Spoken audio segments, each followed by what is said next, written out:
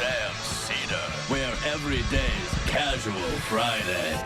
That means Monday is Casual Monday, Tuesday, Casual Tuesday, Wednesday, Casual Hump Day, Thursday, Casual Thurs, that's what we call it, and Friday, Casual Shabbat. The Majority Report with Sam Seder.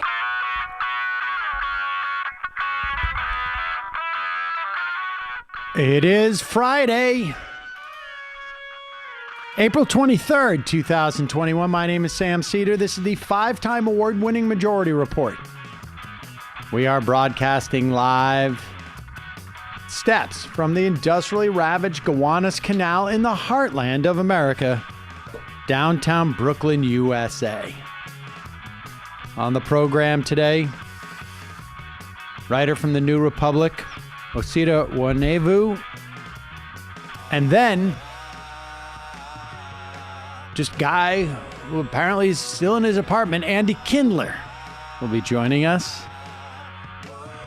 Meanwhile, COVID hospitalizations of 65-year-olds and over Americans plunge in the wake of having over 50% of the country vaccinated, at least one vaccination.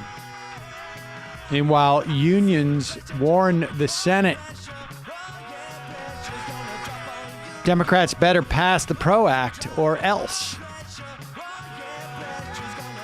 HUD reverses a Trump-proposed ban of trans folk from homeless shelters.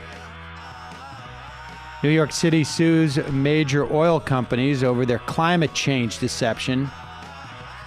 Then world leaders pledge to cooperate on climate. But most see this as woefully insufficient. The J&J pause may be lifted shortly. Then the next question is, do they have an apparatus to produce any more vaccines? Kavanaugh and Coney Barrett lead the charge as the Supreme Court lifts what was essentially a ban on lifetime sentences for minors, youth, all that and more on today's Majority Report. Welcome, ladies and gentlemen. By minors, it occurred to me after I said minors that people might be thinking people who mine stuff in a, but I meant youth, and that's why I said that. But interesting that Kavanaugh is in favor of people who are teenagers doing things being judged for the rest of their life.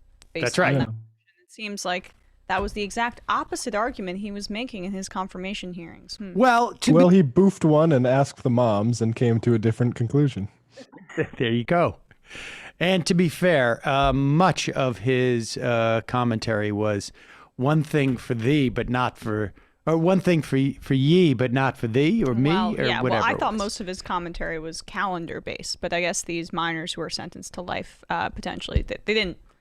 It was calendar based and also him based. But hello, Emma. Hi. Welcome. A happy Casual Friday. Thank you. As folks can see, I am wearing my soft collared shirt. Mine's soft collared too. Yeah. You know, it's a little cold in New York still, so well, actually, maybe that's not true. It's a little bit. It's getting a little bit chilly. I have a little no bit temperature chilly. control. But this is the way we do it around here on Casual Fridays, particularly when we get into the summer. I may even at one point wear a T-shirt, but I don't know. I don't know if that'll happen. We'll see. Yeah. No, we gotta be careful about that. That just gets that things get too crazy when that happens. Folks, it is April 23rd, 2021. We are have seen at the very least, and we still have major hot pockets, if you will, around the country in terms of COVID infections, and we are seeing very, very sort of we're starting to see, vaccine. I don't want to call it hesitation because there's two different phenomena that are going on in terms of the vaccines. There is hesitation where people are not sure, this was developed so quickly, or perhaps there is, some very legitimate reasons to be distrustful of pharmaceutical companies and, frankly, the U.S. government amongst some folks. And to a certain extent, that's being dealt with. And then we also have, I should say there's three cohorts. There's also folks who aren't online all the time or don't have, it's not easy for them to take a day off of work or to leave their kids or to find, frankly, a place where there are vaccinations. So they haven't gotten one yet just because it hasn't been, within reach and accessible for them in some fashion. And then we have a third cohort, which are essentially MAGA folk, Republicans, a certain portion of the Republican Party, and the data bears this out. This is not even anecdotal. That feel that they're not going to get a vaccine because they may be not coming around to the idea that COVID is real or whatever it is. They're just not going to give in to the wokes. Right. Those wokes who support vaccination. That's where we are. Hopefully, the folks in the first two cohorts will be getting vaccinated. We need to get between, they say, the scientists, 70 and 90% vaccination rate, including children, in the 100%, to reach herd immunity. Now, we don't have a vaccine that is approved for children below the age of 16 at this point. And so we need to get as many adults vaccinated as possible to get to herd immunity. And part of the problem why we have at least that third cohort, frankly, part of the problem why, I think we're getting past the sort of Trump's obstacles in terms of the actual delivering of the vaccine. But part of the problem why we have that third cohort that may never get a vaccine because they don't want to give in to political correctness or cancel culture. I mean, they were the people not wearing masks to begin with, and so if they're going to behave as they have already been doing, why would they get the Biden vaccine? Right. But where did this level of ignorance, and not just ignorance, but like bathing in the ignorance and feeling like it was, where did that come from? If we had a way back time machine, we could go back to a year ago today. Right, and then I see the disinfectant where it knocks it out in a minute, 1 minute. And is there a way we can do something like that by injection inside or almost a cleaning? Because you see it gets on the lungs and it does a tremendous number of the lungs. So it'd be interesting to check that. So that you're going to have to use medical doctors with. But it sounds interesting to me. So we'll see. But the whole concept of the light, the way it kills it in 1 minute, that's pretty powerful. My favorite part about that, when he was suggesting we inject bleach into people, was into the lungs. Something like it, with the light. I'm not a medical doctor. I may be a doctor, but not a... Could be if I wanted to.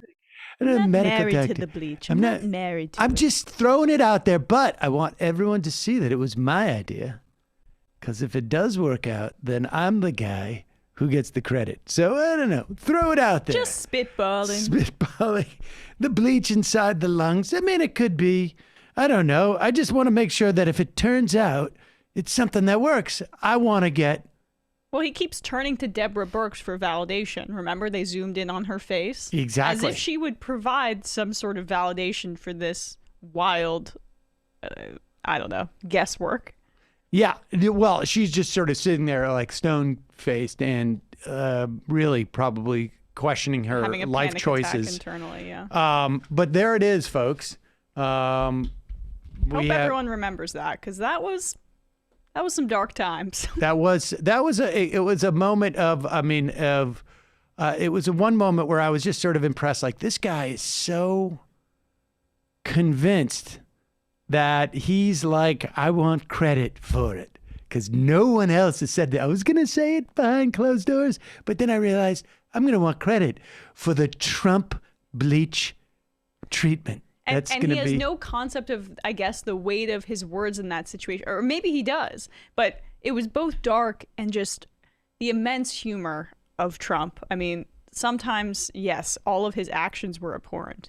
But it's hard not to remember how ridiculously, like in a gallows way, funny the whole situation was. Except for those few people who ended up ingesting bleach. And, oh, geez, right, yes. But I'm not making light of that. No, right, of course not. But nevertheless, you wonder, there is a strain in the American public that is problematic. I'm going to say that. And so much of their actions is to own the libs, regardless of cost.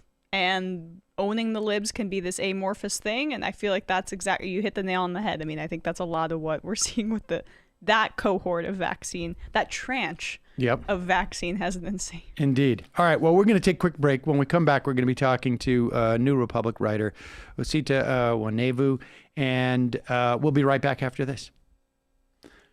Folks, I've got something that's going to blow your mind. It's actually April 23rd today. Yet, there's still about 12 hours left in the Sunset Lake CBD.com 420 sale. Whoa. Today's the last day. You can use the coupon code 420 and you get 30% off their entire product line. So that means 30% off the tinctures, which help me to go to sleep every night, frankly. 30% off the gummies, which I know people actually also. I have a gummy story. I just had them. I had them last night, and I had the best sleep I've had in so long. It was so, I feel refreshed. I feel happy this morning. I got a good workout in the morning. Wow. Yeah.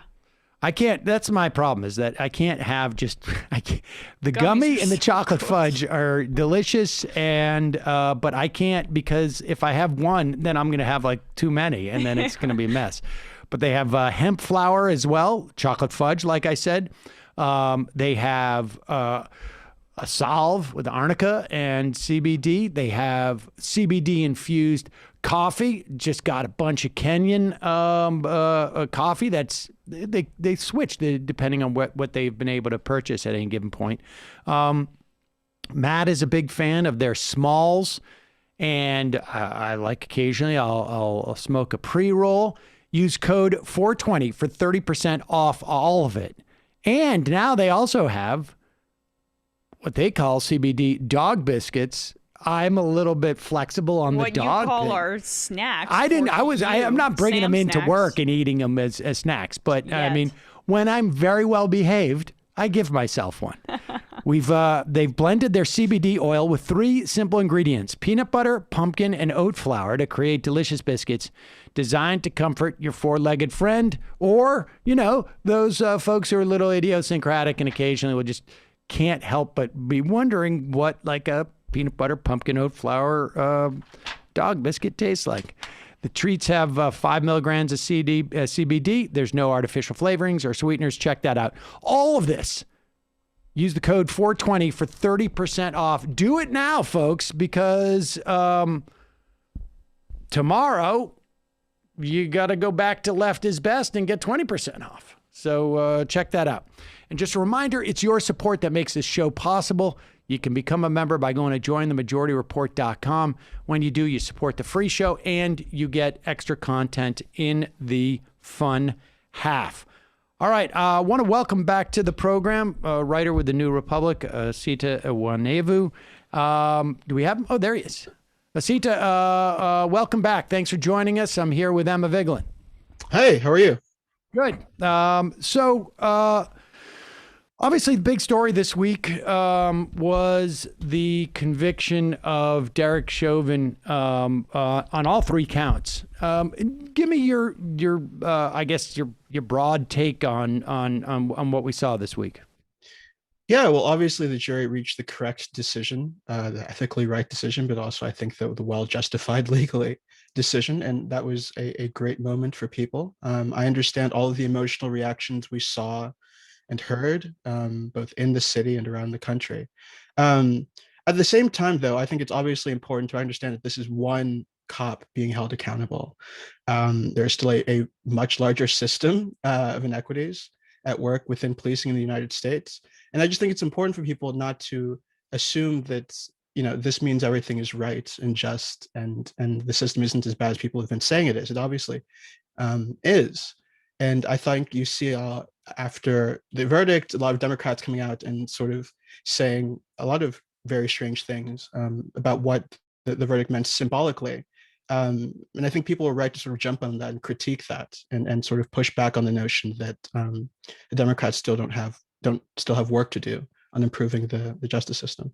Well, what's your take on Nancy Pelosi's comments? I know we've covered them. We covered them on the show, but they were particularly, in my view, out of touch and seemingly she had time to prepare for this, and yet she thanked George Floyd, for the viewers that don't remember, for sacrificing his life so that he could get justice for his murder. I mean, that, to me, that signals that in her mind, she sees this conviction of Chauvin as something larger, akin to legislative action, than it actually is, in addition to just the, I think, completely tone-deaf way to describe the murder of a man.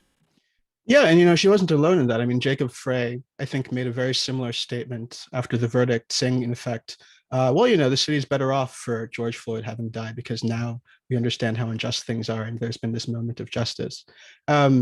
Look, I mean, I think that this is indicative of a kind of broader mentality within the Democratic Party and amongst a lot of Democratic voters, where the victories that are important are the symbolic ones, right? Like, even if there are systems of inequity that everybody kind of understands and knows are unjust, you can have these moments of symbolic resonance that ought to mean as much as a real policy victory. I think you see this on issues beyond policing and criminal justice issues. I think this is just sort of a general approach to politics that has really kind of deepened over the last decade or so, or at least since the Obama administration began in 2009, since Obama's election in 2008. There's just been sort of attention to the symbolism of politics. There's always been symbolism within politics, but I think you have now a kind of way of thinking about politics in the Democratic Party where the symbols are most of what's there,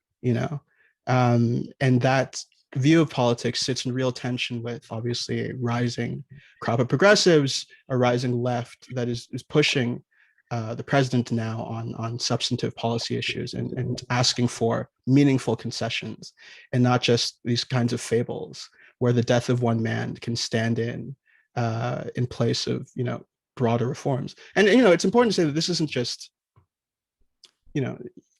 just a statement that was kind of sucky and bad. I mean, you've had people, Axios reported, I think yesterday, that the verdict has convinced some Democrats on the Hill that they don't need to push as hard on criminal justice reform because people are happy now. People have seen justice done in this way. And so the pressure on them to actually turn to legislation, as Biden kind of promised during the campaign he would do, that pressure has been lessened by the verdict. So it's more than just, Nancy Pelosi and Jacob Frey and these people made a weird, bizarre statement. I think that this kind of symbolic politics has real world consequences because it shapes the kinds of policies that are being proposed, if any policies at all, right? It shapes actual concrete politics. I think that's a fascinating observation. I want to put a pin in it because I think it comes back around to actually a piece that you wrote just the past couple of days about the filibuster, and so that might be a good segue. But I want to part of the reason why I am so hesitant just in terms of doing what we do here to follow criminal cases is for this very reason. Like a criminal case, it would have been an incredible miscarriage of justice, narrowly tailored, if Derek Chauvin, when we all saw him kill George Floyd, walked away from this. But at the end of the day, the implications of that case are are, because if our system is working, right, and in the confines of that courtroom, and they, when it comes to a criminal case, all the things that allowed that to happen still exist in some fashion. Do you think that the real question is on some level is like, what is it going to do? What is it going to do to the movement that was born out of, or I should say, not born out of, but was sort of ratcheted up in the wake of George Floyd's killing? And what do you see that tension between what is happening with many people who still see this is a systemic problem and this, I guess, hope or excuse or whatever by the Democratic Party, who certainly rode a lot of that into office, and their sense that, okay, we're done now. like what's that tension? Where do you anticipate that tension sort of expressing itself? Well, I don't think the activist community is going to sort of let things go and ease up now, in part because the police are going to keep killing people. I mean, immediately after the verdict, we heard about this case of the police shooting and killing a teenage girl, and that got headlines that sort of tainted whatever happiness people felt about the Chauvin verdict. So I think that the activist energy is going to sustain itself just because nothing has been done to systematically reform policing in this country, and we're going to continue to see abuses, and people are going to continue hearing about them. But I think that in the interim, for the reasons I just kind of described, on the Hill at least, and within the Biden administration, it does seem like people are taking the Chauvin verdict as a reason to sort of pull back. It's hard to say much more than the activist community is going to continue to be as serious as they've been from the get-go on these issues, and they're not going to let a temporary victory sort of dissuade them. But in terms of concrete political action happening on the national level, I think the Democrats in power are going to use this as a sign that they should sort of pull back on an issue that they're already kind of wavering on. I mean, we remember the defund the police debate during the election. Progressives shouldn't have come out and made all of these systemic critiques of policing. The Democratic Party was already kind of looking for excuses to step back from this because they think it's politically it's a political bomb for them, and they think they do badly politically on this issue. So I don't really have a crystal ball just to sort of say much more than the police are going to keep killing people. The police are going to continue to abuse people in ways that don't make it to national headlines, in ways that often aren't even necessarily violent, but all communities across this country have policing shape their lives in all kinds of deep ways that don't necessarily always translate into somebody being shot, but they're still repressive and oppressive and still hurt disadvantaged and impoverished people in cities like the city I live in Baltimore. So all of that is going to continue until we start reforming the system in a more serious way. I don't know that there's will on the national level to do something, but certainly local activists have already won a set of victories as a consequence of the protests that happened last year, and I think that those victories will probably continue. Let's and we just saw, I don't know, we played a couple of clips this week. It's all because it doesn't happen unless it's on videotape, but of two teenagers riding home on their bikes, getting stopped by cops at gunpoint because they were black kids riding their bikes, I guess. And we had a clip, I guess this was from 2020, of a guy who was just in a rental car. Sheriff pulled him over just because he was going 5 miles under the speed limit. He was going 65 in a 70 mile an hour zone. And this type of, that type of sort of like ongoing rolling harassment obviously is not going to bring a court case, but it's going to, impact the lived experience of people. But let's talk about that notion of, I'm fascinated by that notion of when Democrats became, what led to the symbolism the symbolism as sort of results, sort of trade out. Like, I mean, I know that there's a growing frustration with progressives because Democrats are doing that. Do you think it's also possible that Democrats started to do that because people were getting antsy? I think so. I mean, I think that there are a lot of complicated reasons why it's it's emerged as a sort of form of politics. I think that, again, Obama's election was a huge moment just because it really was symbolically resonant for legitimate reasons, obviously, to elect an African-American president. But I think since then, the power of that moment, I think, is carried its own momentum and sort of encouraged Democrats to think about ways to recreate that moment over and over again. But I also think substantively, and this is something that I get to in the piece you referenced on the filibuster, right? The barriers to actual policy change are so high in this country right now that if you are a Democratic, policymaker, a Democratic wonk, whatever you want to call it, you almost want to turn to symbolic victories just because it's difficult to do anything else, right? Given the Senate, given the Electoral College, the kinds of victories that it seems like you can win are the ones where you say, we just appointed the first Native American or transgender or African American person to this or that.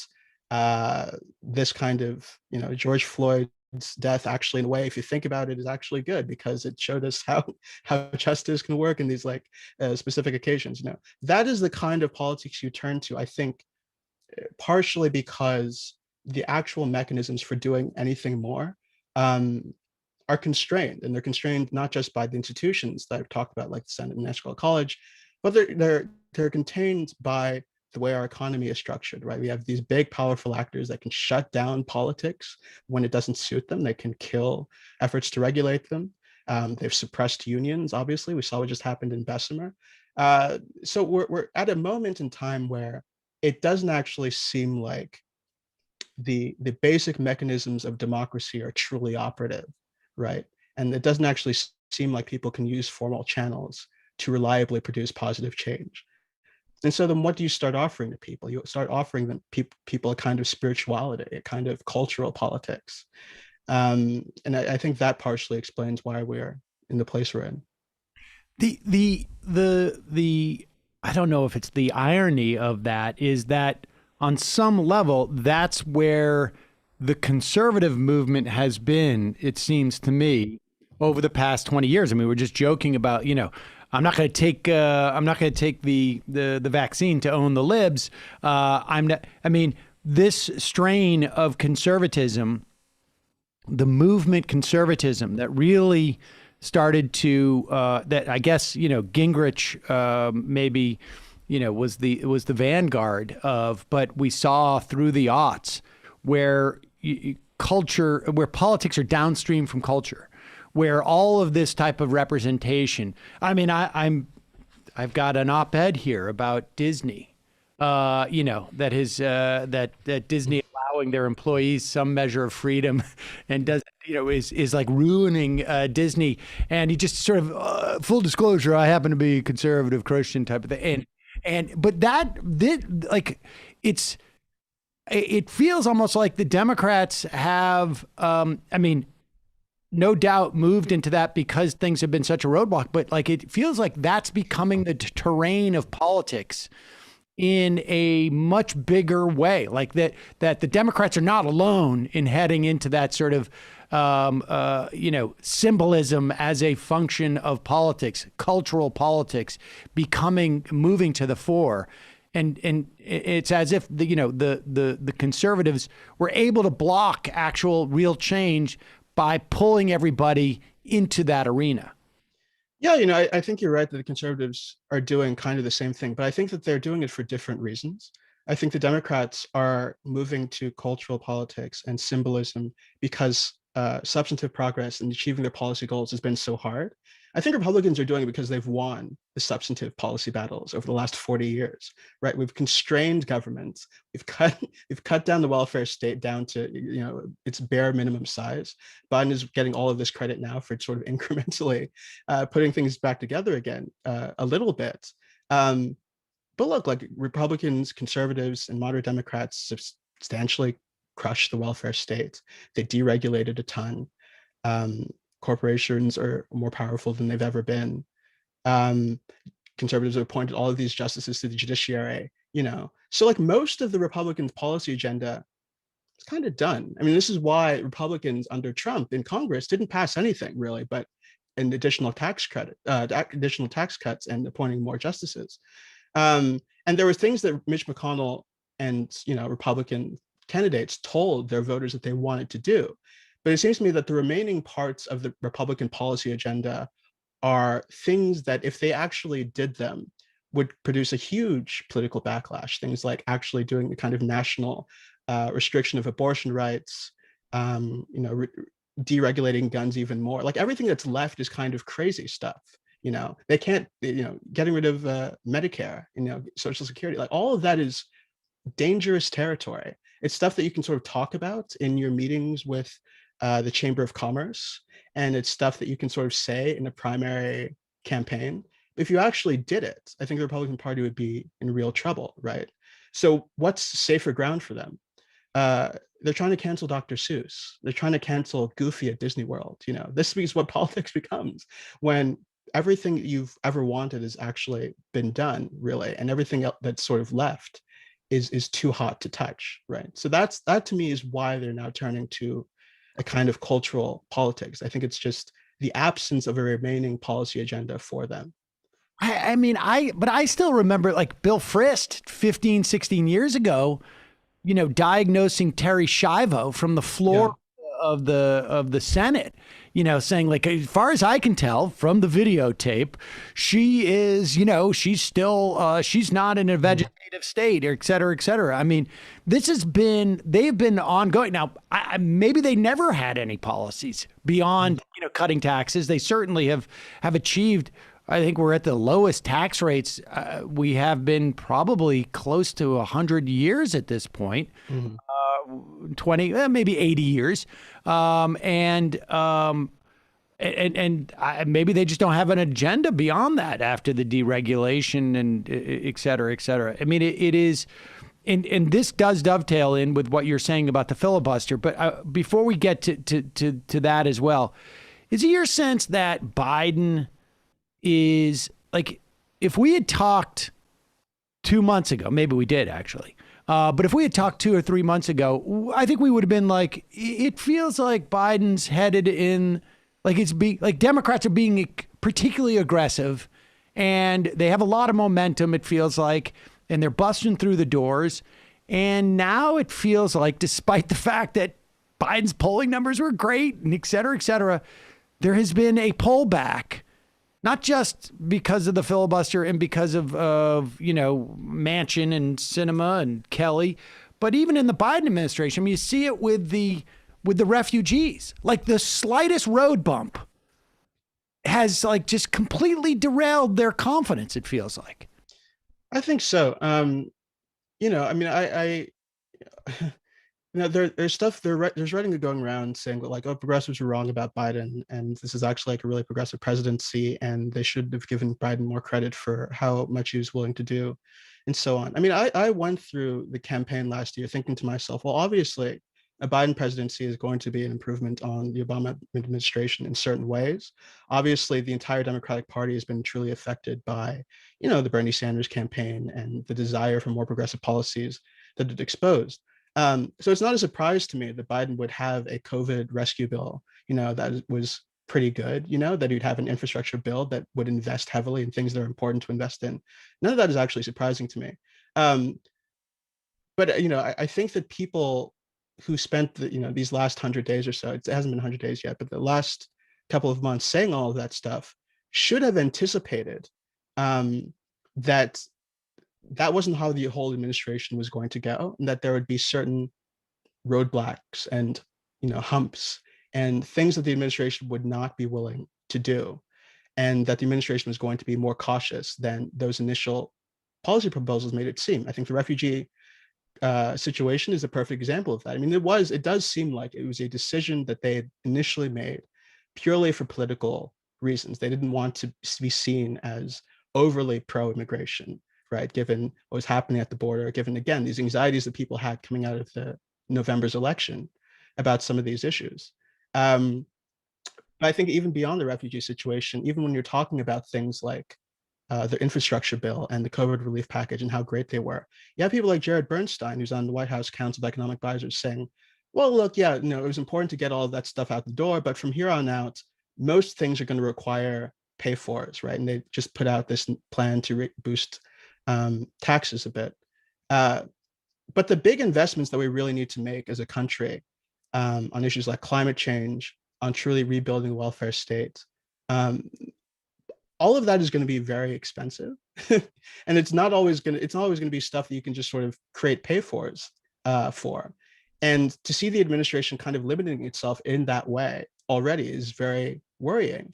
And I think it should give people pause, even if they're willing to give the administration credit for how good some of its initial packages are. So I mean, I think that in all kinds of issues, and criminal justice, as I mentioned, is another one where you have Democrats saying, well, this is a reason for us to kind of dial things down. And all sorts of issues, I think we're beginning to see the engine slowing down for external reasons, and sort of as a consequence of the anxiety that the Biden administration has about the politics of the moment, but also because Joe Biden is not a progressive. Like, Joe Biden is not somebody who came in thinking that he was going to change America. It was only the coronavirus pandemic that encouraged the campaign to then begin saying, okay, maybe we need to think bigger, right?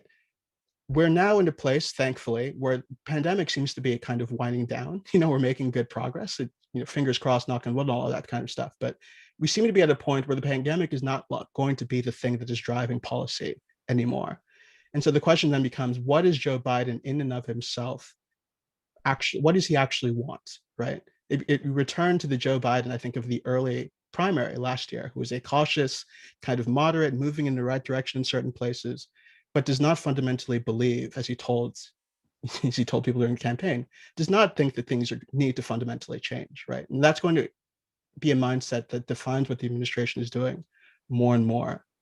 Yeah, he told donors that during the campaign. It's a way to assuage their fears. Well, but that, going to Wall Street and saying, hey, guys, don't worry. Okay. It's like, more or less things will be more or less the same. And, and I want to get to his, 40% capital gains tax for the wealthy and this and that, because I think that plays into, the filibuster argument. But there's something to me that's so telling about the refugee thing, because I don't think Joe Biden has an ideological disposition to going to Wall Street and saying, don't worry, guys. Like, don't worry. Let's be honest. You and I are more or less on the same page here. I might think that you need to pay a little more in taxes, whatnot. But I don't think that Joe Biden was saying 65,000 refugees and didn't believe that he would be okay with that.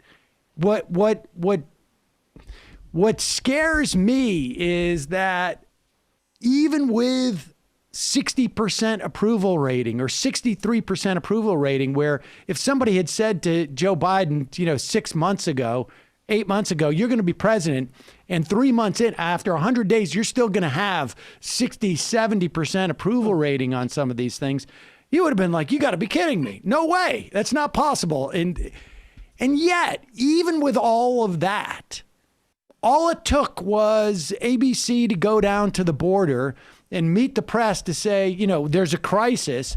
And they just fold on something like the number of refugees. And like, who is the constituency that they're worried about losing when they're talking about a 40,000, 50,000 different person limit on refugees in this country? Like, who are the... What focus group do they have where they're like, we need to get these guys who are so tuned in to refugee status? It just doesn't make any sense to me. Yeah, if I had a window into the psychology of Joe Biden, I'd share my insight with everybody, but I don't. It doesn't make sense to me either. But I think one thing you can say is that the Biden administration really seems to take the concept, the value of bipartisanship and outreach to the other side very seriously, right? Everything that they've done, even when they've chosen to go the partisan route, has been prefaced with a kind of symbolic overture, at the very least, to Republicans on the Hill. So even if he's not thinking about an actual constituency out there in the public that shapes his decision making, again, Joe Biden is a cautious guy, and a guy who's kind of believes that a guy who believes in sort of preemptive deference to conservative thought. I think that's the only lens through which something like the refugee initial pullback and reversal, whatever, that's the only context in which it makes sense. I mean, it's also notable that it took people posting and sort of this outcry for them to sort of say, oh, okay, we'll fix it. Like, this is not an administration with a real direction, like a sense of where it's going. That's the thing. Like, the only thing that's actually provided that, going back to the campaign, has been the pandemic, right? That's the only kind of North Star the administration has had. And once that goes away, I think it's going to be obvious to people that they're just kind of, playing everything by ear, and aren't actually willing to go in the, fully in the direction progressives are hoping the administration goes. Well, to me, the constituency that you can find is the Beltway media, though, because you mentioned that ABC stunt where they went down to do their talk show with the border as the backdrop. Where the Beltway media takes an issue seriously, I think the Biden administration will. They did not take Republicans' concerns about the $1.9 trillion stimulus package and that cost seriously. I mean, there was barely a whimper from the GOP on that. And thus, the administration went. And so I think that could be a good barometer going forward, because there is no North Star beyond, as you say, COVID. Is that a thought that you might, I don't know, think is valuable? Whether the media is guiding things, yeah, sure. I mean, the media, I think, on most issues have been incredibly friendly to the Biden administration. But you did see that a couple of weeks where they're pushing, there's a crisis at the border, Biden's got to do something. You saw columns come out again saying, well, if we don't restrict immigration, then the far right is going to, and the Biden administration needs to start kicking people out and that kind of thing. So, I think that they are a factor, obviously. But yeah, I mean, it does not inspire a whole lot of confidence that they would reverse a pledge like that. And then also, even though it was the right decision, that it would just sort of take like an hour or two on Twitter to sort of put them back. Like, this is an administration that does not have a kind of as a backbone. It doesn't really have anything that's sort of holding it together or pulling it to a particular place. I mean, throughout the campaign, I was saying that Joe Biden is my second favorite type of politician because he's a cipher.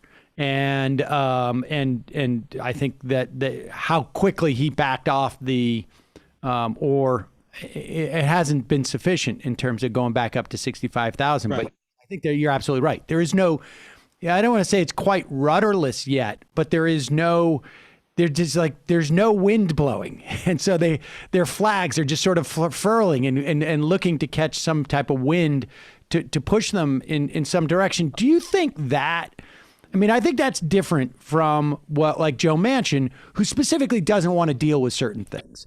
And so, and so I want to just like sort of touch on that element of your piece about the filibuster, because, Joe Manchin came out for the PRO Act, and just yesterday, some of the big unions basically said, look, we're not going to provide funding for Democrats, or at least those candidates who don't vote for it. Like, I can't help but think like we're looking at a series of kabukis. Mm-hmm. Joe Manchin, sort of saying like, I'm for the PRO Act, but I know it's never going to get there because I'm not going to vote for the filibuster.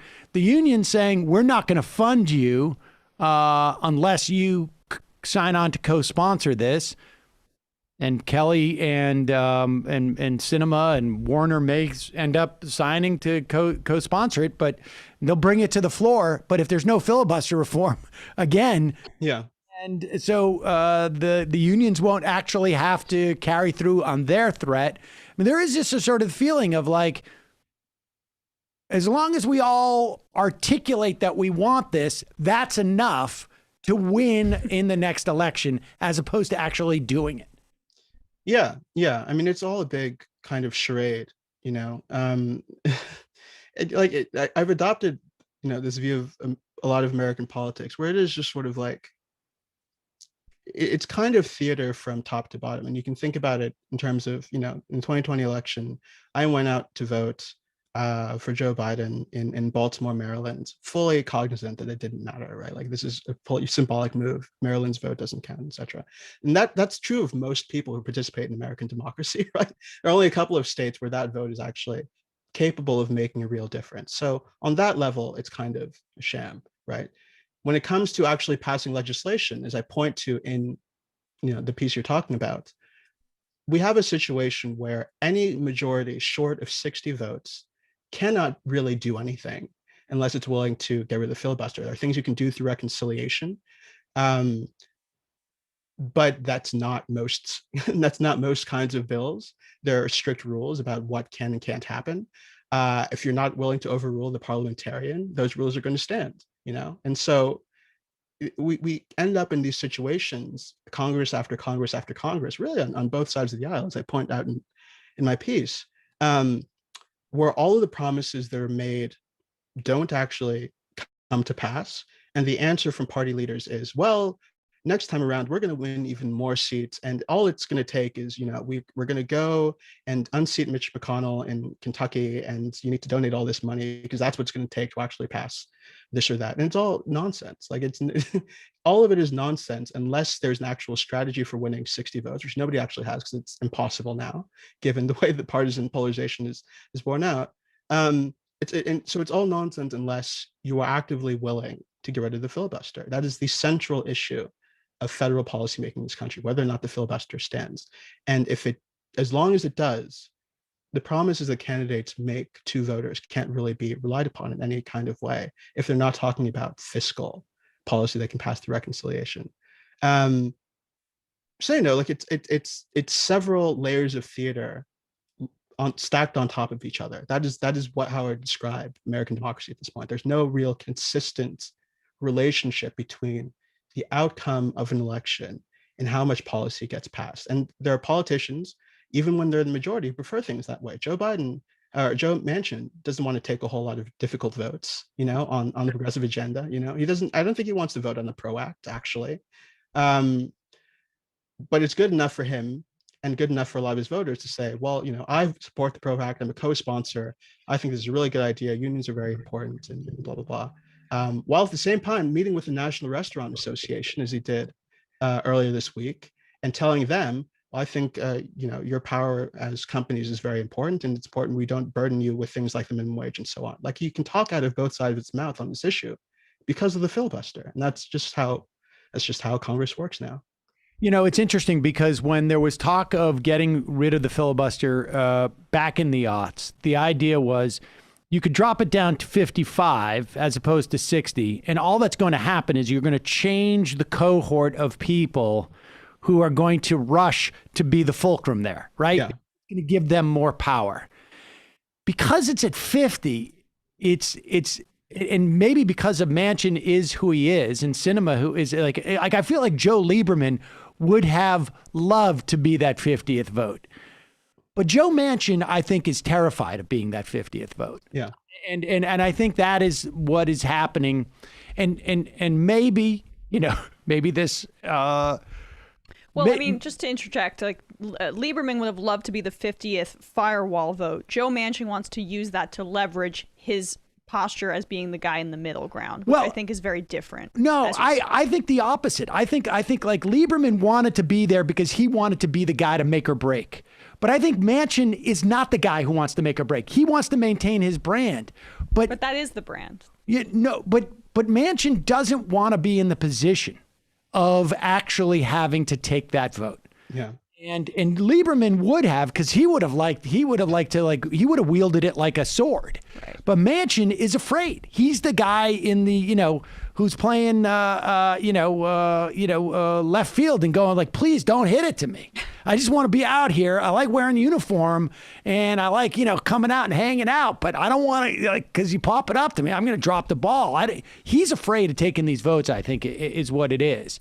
And so that it is functioning.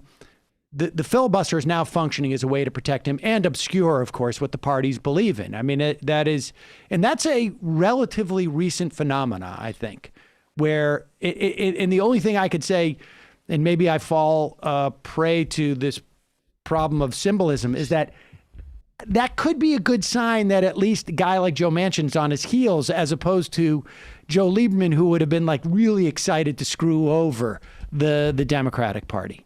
I think Manchin's just afraid to take any of those votes, and he's just better off if it's like out of my hands.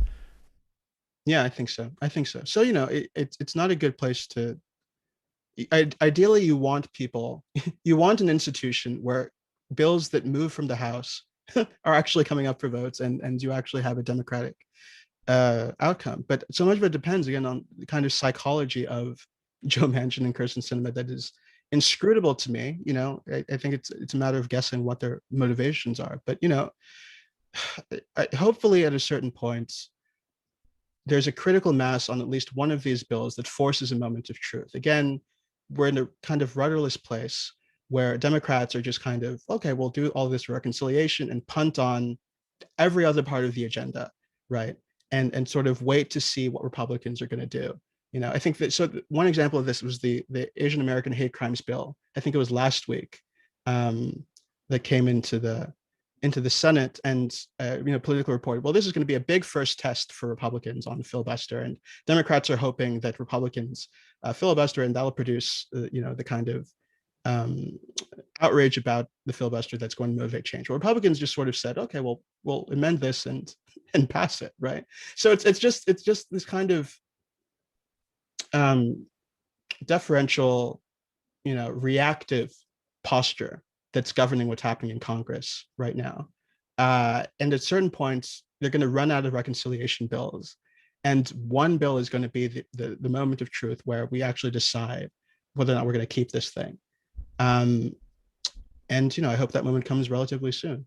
But I don't know what bill that's going to be. And I don't think Biden knows. I don't think any of the Democrats in Congress know. They're just kind of feeling things out. Where is the pressure point here? Because I feel like, you could send, there could be, you could send 10,000 people to protest in front of Joe Manchin's office and send them from, I don't know, whatever the organization is now that would motivate those people. And Joe Manchin would be like, I love it. I mean, he'd be out of his window with his, here's the picture of all the fringe protesting me, proof that I'm my own guy. And but so who is susceptible to that pressure? Is it Biden, and then Biden goes down and says to Manchin, like, you need to do this for me, or that type of thing? Or where's the maybe not the weak underbelly, but where's the chink in the armor, as it were? I mean, I think it has to be Biden. Honestly speaking, like, I think, again, we saw with the refugee situation that there is a kind of sensitivity to public outrage, that ought to be leveraged as much as possible. But yeah, I mean, I do think it probably is going to come down to people insisting that Biden take a real stance on the filibuster. He's come out and said the talking filibuster would be good, but that in itself doesn't actually solve the problem. I think the way it's going to have to work is, people tell Biden, or it becomes obvious to Biden, that there needs to be an actual conversation with Manchin, Sinema, and the rest of them on this specific issue, and he needs to kind of tweak them and push them. And I think you're right about Manchin using pressure from the left as sort of fuel for his next reelection campaign. That's not the way to do it. So Biden ran on the idea that he was uniquely capable of negotiating between different parties, that he understood how the Senate worked, that he was able to work with segregationists.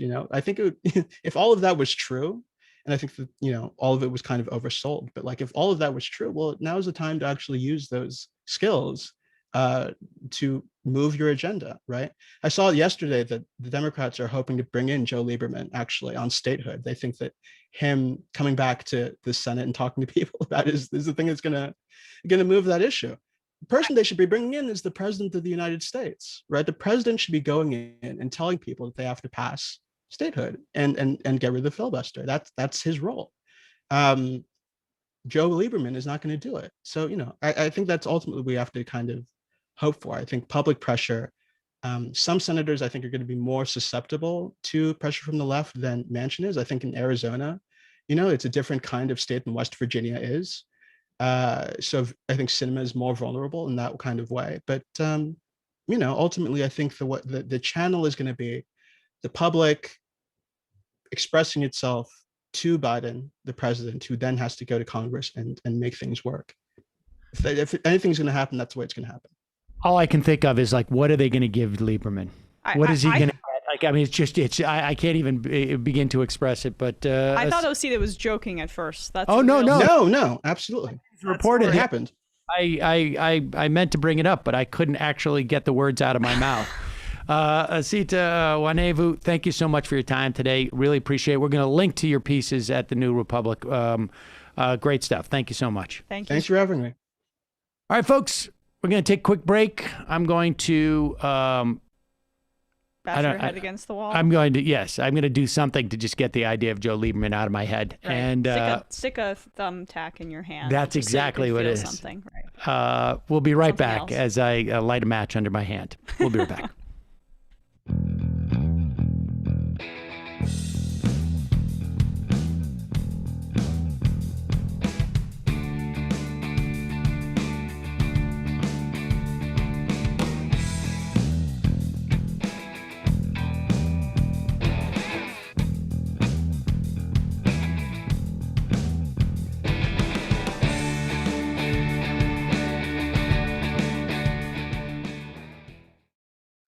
So Joe Biden announced the introduction of the second tranche, as it were, of the infrastructure bill. It's unclear how they're going to present this structurally as legislation. If they're going to put both pieces together in reconciliation, my guess is no, which is not smart. Well, it is smart if they're not terribly interested in the second part. That way they get the credit of putting it out there and it just doesn't go anywhere. And so we will be on top of that and more in the coming days, in the coming weeks. But for those of you who are leaving us now, we will say adieu and see you on Monday. Have a wonderful weekend. Indeed. And for those of you who are sticking around, you are the lucky ones because we have Andy Kindler is going to be joining us momentarily, ladies and gentlemen. Do we? In fact, we have him Right now? Yes. And do we have Andy Kindler's music? We will in just a little bit. All right. Oh boy, this is exciting. Whoa. Well, let's get the music first. Wow, he's dressed up. Hold on, here comes the music. This is it's a lot of anticipation. I'm not even going to say anything. Yeah, he's done some work on the background, as you can see. It's off-white today. You like Andy Kindler, you know you can't go wrong. His ancestors wrote the God Bless America song. A true Obama bot, and he believes Obama can never be wrong. Yeah, AndyKindler.com. You made me laugh so hard, I had to write you your theme song. Andy Kindler.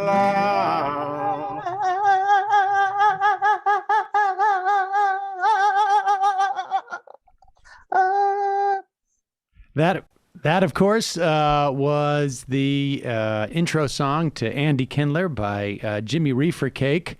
I think he's still at All the Hypocrisy.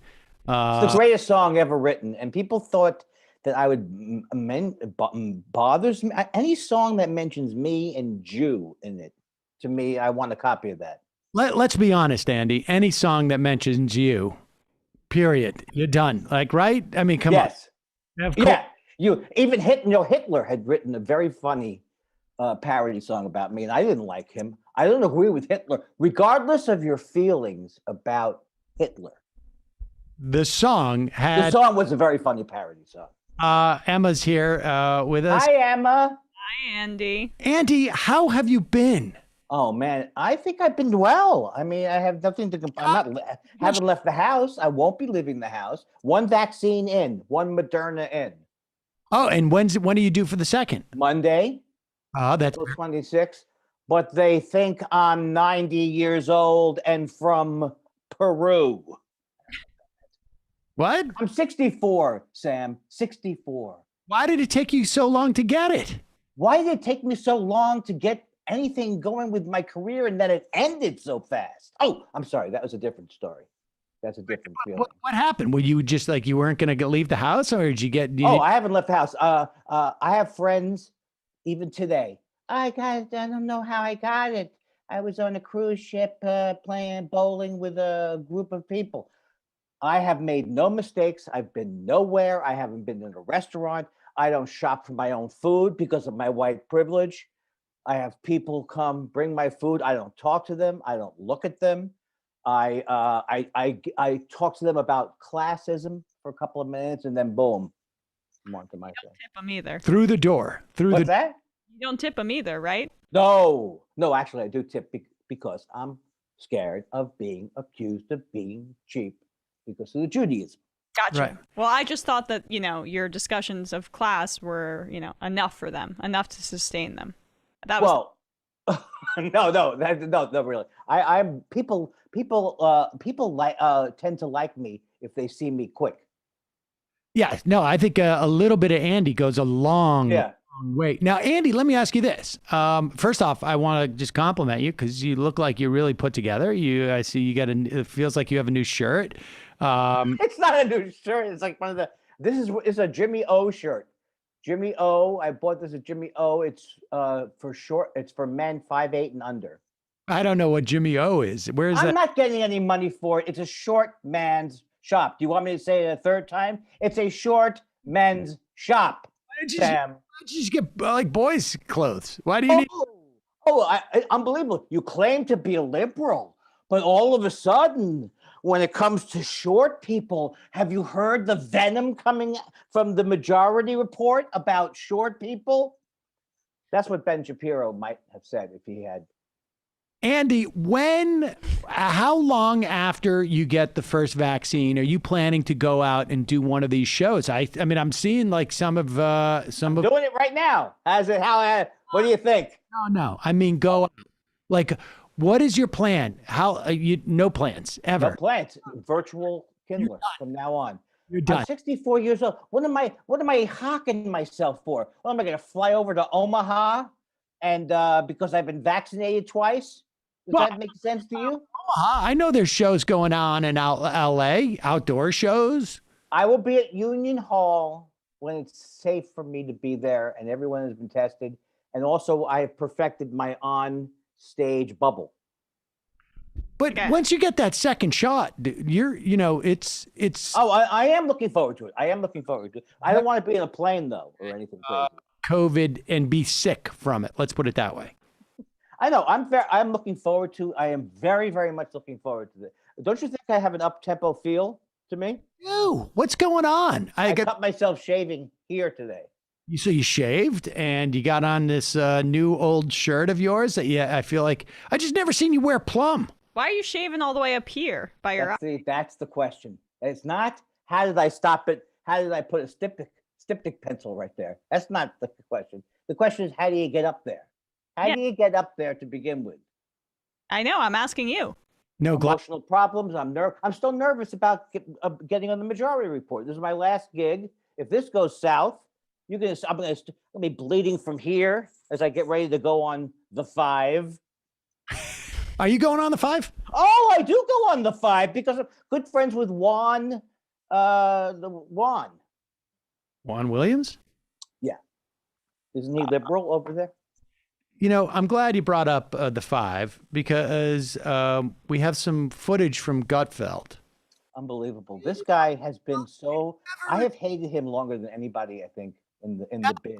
Well, people seem to think that he's like a former comedian, but he never Hold on. did Will stand you up. wait to play this? I have to run to the. Oh yeah, restroom. yeah. We can just talk. We're just going to queue up Gutfeld. We're not going to play it until Emma gets back.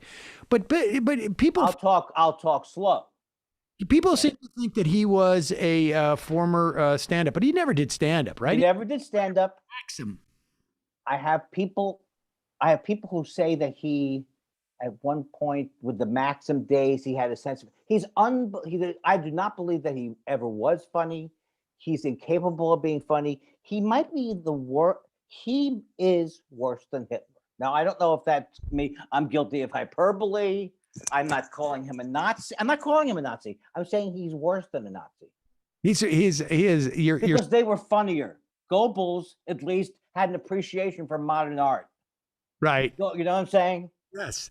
You're saying not so much on the fascistic. He's not necessarily more fascistic than Hitler. Just as a rounded out person, doesn't have the same sort of like policy attributes that would have like put him as a person better. Well, I don't know. This is Wolf Cuomo. I don't want to start early, but I'm Wolf Cuomo reporting. You get it? Yes. No, you combine. You understand what I did, Sam? I saw what you did. We'll put a pin in. Hold on that. But there has never been anything funny said by anybody from the point of view of the right wing. Now, it's impossible. Crew that used to do Red Eye with him. Do you know any? No. I love Andy Levy, who is a very funny guy, and he used to be the halftime guy on that show. But I loved Andy Levy, and there's a couple of people who've gone on that show, Joe DeVito, who are funny comics, but I hate the show. And in fact, Tom Shalhoub, I have unfollowed Tom Shalhoub, who is a very funny comedian, very nice guy. Was he really funny? I mean, Shalhoub. I mean, like, look, Shalhoub He was okay. I mean, he was competent. He was very competent. Yeah, but he wasn't like a bad guy on stage. No. No, he was just like it was like a nice guy. I can't accept that he could be nice and then be doing this stupid.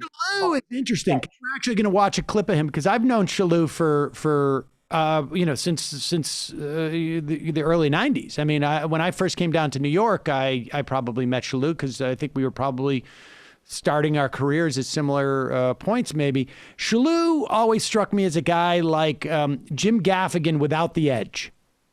Right, but Gaffigan, of course, Gaffigan is very politically aware. Wow, he is. But I'm saying like Shalhoub at the time was like Gaffigan without the edge. I know what you're saying. He never was. I never thought he wasn't He wasn't fall down funny. Right. Right. He was competent. Very competent and seemed pleasant. But you can't seem pleasant. I'm sorry, Tom Shalhoub. I'm sorry for having unfollowed you. It was a rough. I feel bad about it. I can't follow these people anymore. I can't follow anybody. I need them to prove. They have to prove they don't like Hitler. Tell me about Andy Levy. What was his deal? Because he's a very funny guy. He did the halftime report on Red Eye. Yes.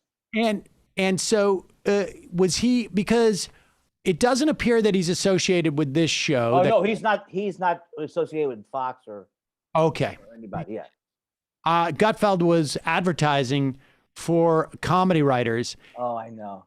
It seems to me, if you've got to advertise for a comedy writer, you're in trouble. Well, don't misunderstand me. I have a packet in there. And the thing is, look, Sam, we can joke here. But when Papa needs to feed the small chickens, I'll take the money. I don't care whether it's from Glenn Beck or Goebbels or Eichmann's children. I take the money. Let me ask you, I'm not as concerned about the Goebbels children or Eichmann, but the chickens. You know, it's been many years since since I've been on my game. They don't say it's early dementia. They say it's natural.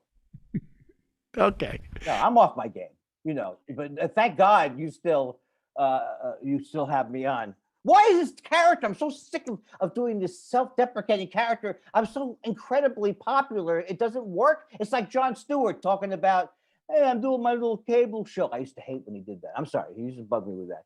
Hey, I'm doing my little cable show. You know, I know that's nitpicking. That's nitpicking, Sam, what I'm doing there. You're nitpicky. That was nitpicky of Jon Stewart. Yes, a great person. So now wait a second. Are you telling me, because I want to get to this Gutfeld stuff, but are you telling me that you're going to throw off the self-deprecating Andy Kindler character and introduce a new, more confident, like a super confident Andy Kindler character? Like, Here's the 8 by 10. Here's the 8 by 10. I can't help it. I'm funny. I don't know. I don't know about that one. No, I don't know about that one. I think I really hate myself deep down. That's why I'm in therapy, and it seems to work for me. Right. So you can Stage. stay with the self-deprecating for. Yeah, and then because I know some things about politics, and then there are things like vast areas where there's a plane and there's what are they? Tumbleweeds blowing through my brain. Planes? Yes, planes. So Plain. Yeah. Like a whenever things don't go good, but who am I? Who am I? I'm a Jew from Queens. Boom. I feel like all you're doing now is just practicing different headshots. The worst thing that was ever invented was the ability for me to see myself while I'm performing. It is absolutely, I'm a son of a narcissist. I'm the grandchild, everything. As this is a true story from my grandmother. Someone was complaining to my grandmother. She goes, Blanche, I have the thing. I got an operation next week. And my grandmother went, as long as you have your health. Nobody in my family has ever listened to anyone. We're narcissistic people. I have to say, watching you on Zoom, the way you act on Zoom is very reminiscent of my 8-year-old son. I appreciate you getting me up. Usually I'm compared to a toddler. So I really appreciate the upgrade. Like where they're like, yeah, that's it. That's exactly it. My father. I got that from my father. If you looked at my father for more than 5 seconds, he would start going like this. He did not want to be looked at. He's very funny, but he did not want to maintain his stare. So he would. Yeah, but if I start doing that, my kid's going to be looking at me constantly. It's the only thing that's going to keep his attention. Well, it's supposed to unsettle you, right? Right, Andy? What's that? It's supposed to unsettle you for staring at No, I think he thought it was entertaining. He thought he was so. My dad was like very, very funny, very funny. But he didn't like to go too deep sometimes. So if he thought he was being stared at, he would entertain you with his face. And most of the time it worked. It wasn't good at funerals. It wasn't good if I wanted to talk to him about something. Right. All right. Well, I didn't mean to make you sad, Emma and Sam. This is not sad. Don't think it's sad because I'm using the extender cable or something, and I'm hovered over my router. Don't feel it's sad at all. No, it might be. I think I'm going to buy you some posters. I things come off as sadder because I don't know why. Like, how long have you lived here? Probably like what? Like, are you in an office space? My wife doesn't know I'm in here. Like, where are you? That music stand. I'm in my office. But Andy, how long have you been living in that place?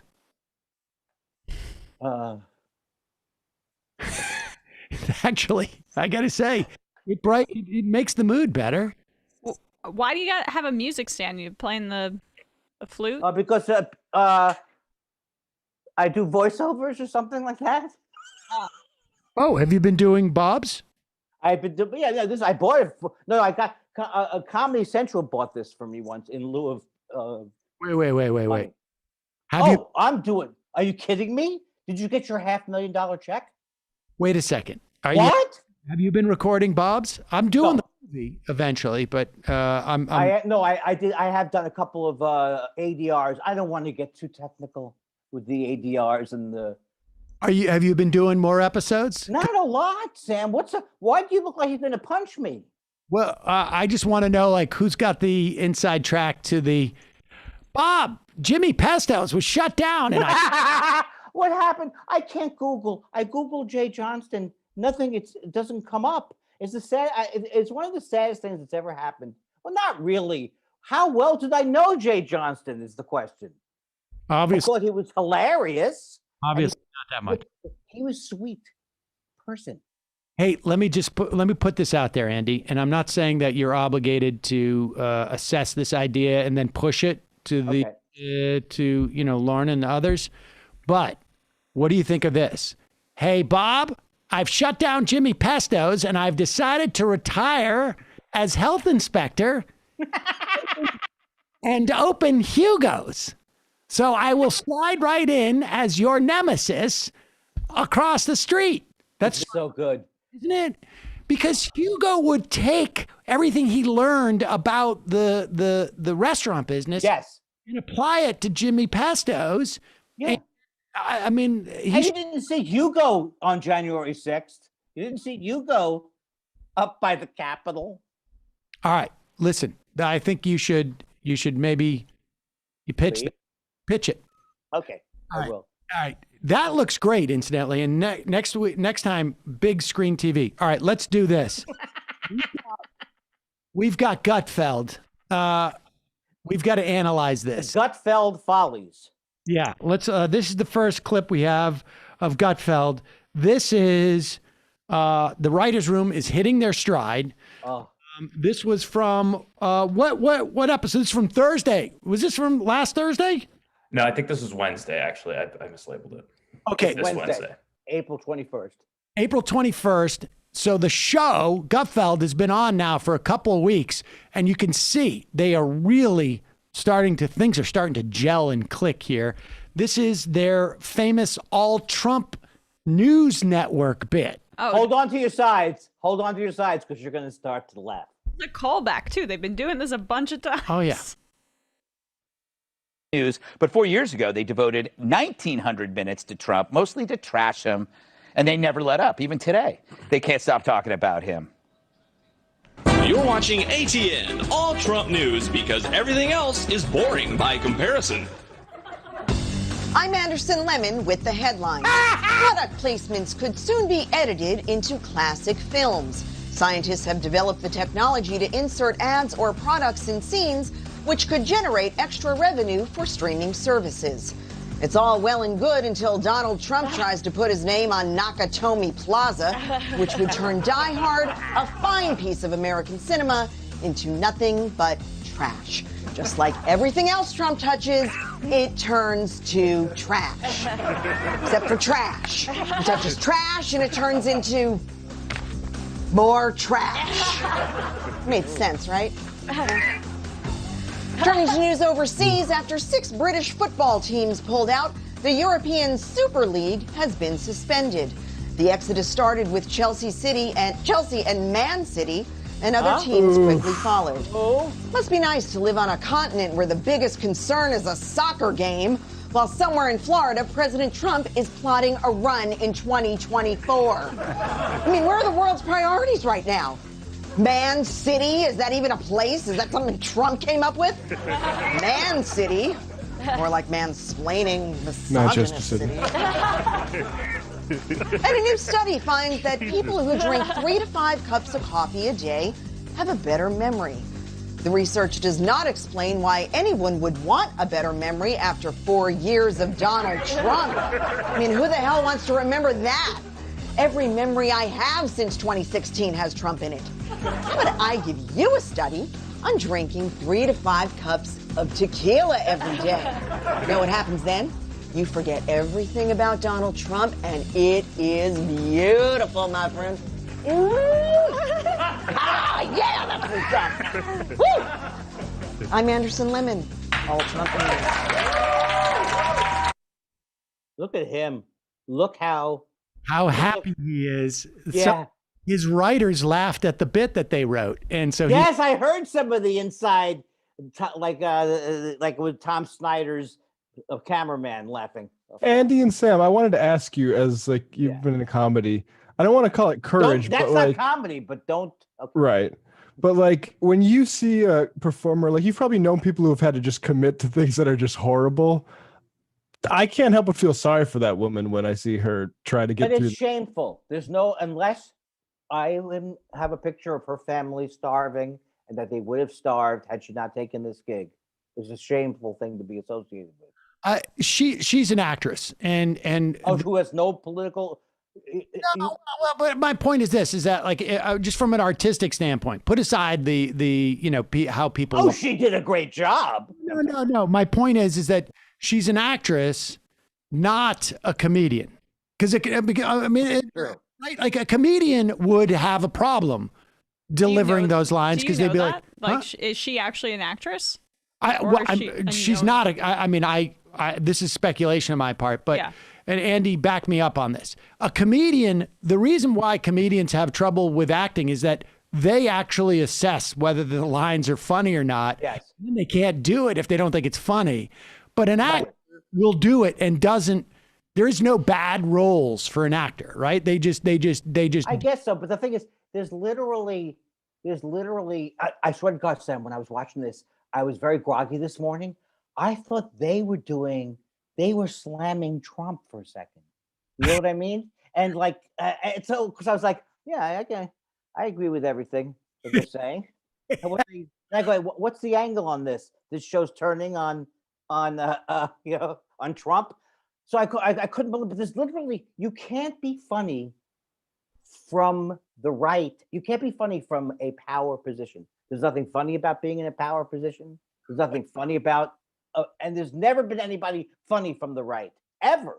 But this is worse than that. It's worse than that, yeah. It's worse than that because first off, she ends the thing by saying like, implying I've been drinking tequila and that's the way that I forget about Trump, except for the fact that all I've been doing is reminding, saying how I can't forget about Trump. Now, I know I'm analyzing it a little bit. Yeah, you're analyzing it as if it's a comedy bit. But the other thing is that there's no twists in this. They tell you the title of the news network. Yes. And then everything is exactly as you would imagine. And it's not even clever on how you get in there. Honestly, the most clever thing was, this is a study about coffee, how you remember things, but who would want to? And that was the most clever twist in the whole thing. You can't even focus on that. I still can't I'm just walking around the apartment all day saying, I'm Wolf Cuomo. Huh? Wolf Cuomo, anything? How did you come up with that? It's unbelievable. If you take the names of the other people and you put them, you never know what's going to come out. It's fascinating to me, and they're just like, we're going to make this work. Like it's like this is the thing I think about like with conservative humor. Like they really they're really like determined, like we're not letting go of this. Like after the first this bit, they probably said, oh, wait a second. Maybe we shouldn't have made it so like one note and ham-fisted. And they're like, but we're not cutting it now because we're not going to admit defeat. No. Don't they slam Jeff Zucker? Don't they slam Jeff Zucker in that piece? Or I don't know. They call when they slam Jeff Zucker by name as if they found the heart of the left. And they've stabbed it. You know what I mean? It is the amazing thing about what they're doing is it's the same problem they had when they had their like sort of specific half-hour hour comedy hour. Yeah, comedy hour when they were trying to sort of like compete with the Daily Show. It is that they conflate comedy with like snaps. Like it's honestly, it's like all like, look at how we're owning the libs. It doesn't matter that we're not doing it in a funny way. We're doing it. It is like literally, it's like doing an industrial. Did you ever do those? We did that, like Benjamin and I and David Waterman and Rich Gustis. You don't know Gustis. I don't know Gustis, but I know Waterman. When we were in Boston doing the Comedy Lab, we took a gig where we went to work. We did a Wang They were a computer. I think they're still a Wang computer like retreat. And what they do is they sit there and they say like, here, make some jokes about the R&D people and, about how they don't get the work requisitions. And so we tried to integrate that in. I mean, we left them completely befuddled. They thought we were just out of we were completely insane. But that's what got the big laughs when you just go like, at least I'm not like Marge, always putting my requisition forms in pencil and the whole place erupts. And that's sort of what they do for the conservative movement. It's just like... It's just recognition of exactly. something. It's just that I recognize this, and so that's got to be a laugh. Exactly. Right? It is the Lemon Anderson. That's true. Like those guys do that all the time. And yeah, it's literally conceptual peekaboo. Exactly. All right, but we're not done. But remember in the old days they used to say like I remember some show they go, yeah, they do jokes like, I'm a card carrying member of the ACLU. What is that card for? I mean, like stuff that literally nobody is really going to be upset. Like someone's got to stick it to that ACLU. When are they going to get stuck to? What's also like, what are they're, I guess they're skewering CNN, and who cares? Like, yeah, I know. People like, well, you're really taking on CNN. Like I don't know. I guess the idea was that, but I don't understand why they didn't just call it CNN. Well, it's not close. I mean, and it's ATN, which is like all Trump news. Why is that different than OAN? I don't understand. I don't think there's a joke, even an attempt at a joke. But why wouldn't you have just done it as CNN and just done a parody of CNN?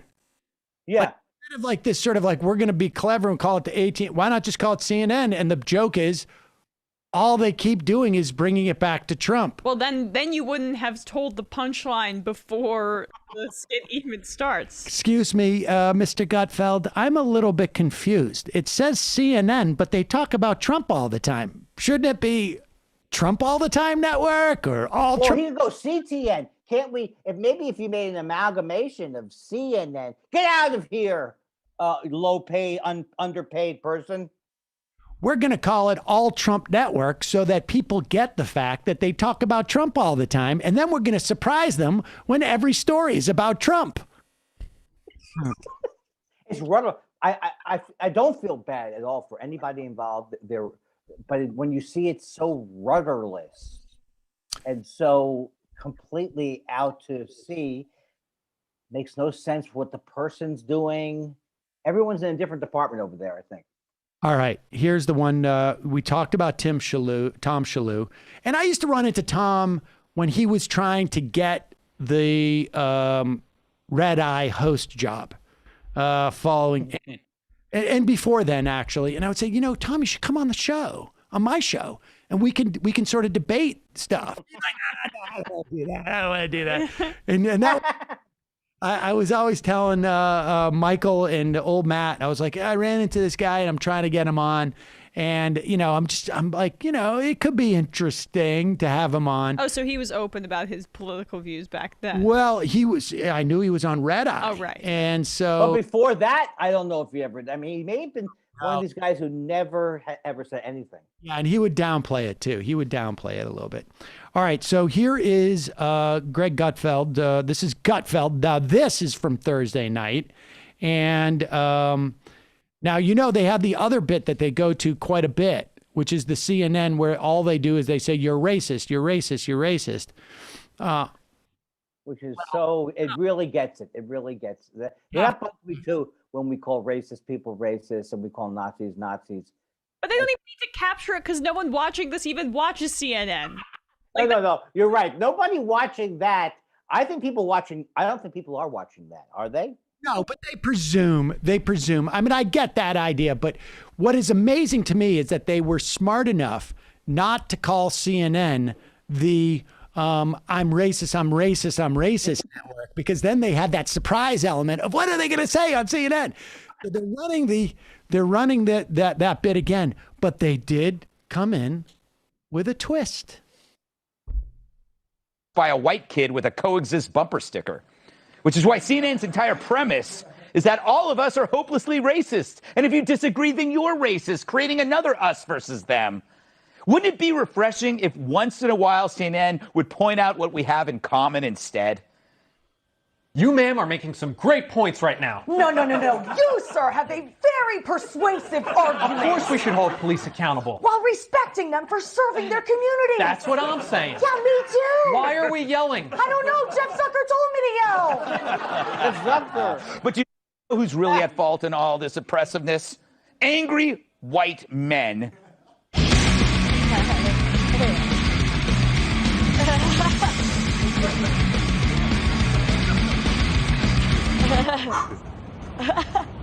Oh, hey. Just out for a run. Exercise, it's a real stress reliever. These days you need it. The politicians telling people to take to the streets.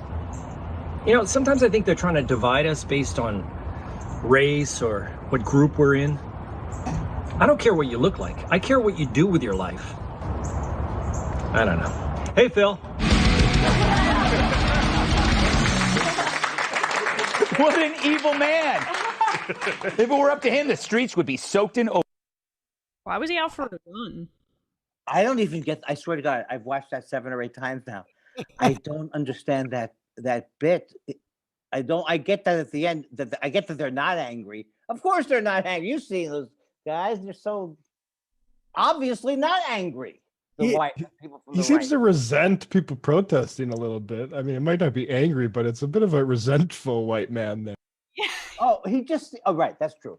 Well, he seemed like an idiot in that particular time. Weird part is that they went from the CNN thing into here is our presentation of the angry white male, and they don't attribute it to anybody. Like that graphic, that's not a graphic. It's not like if the bit was we're going to do a profile on the angry white male, and then they just go.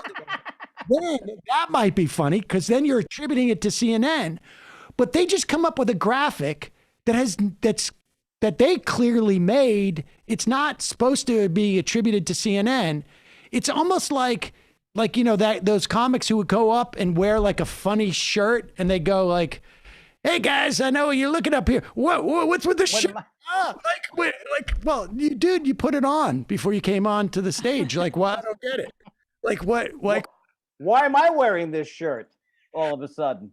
So, like, it doesn't make sense because the whole gag is we're going to come up with a straw man of angry white male, but it's the guy's clearly not. So when we came up with this graphic, we were wrong.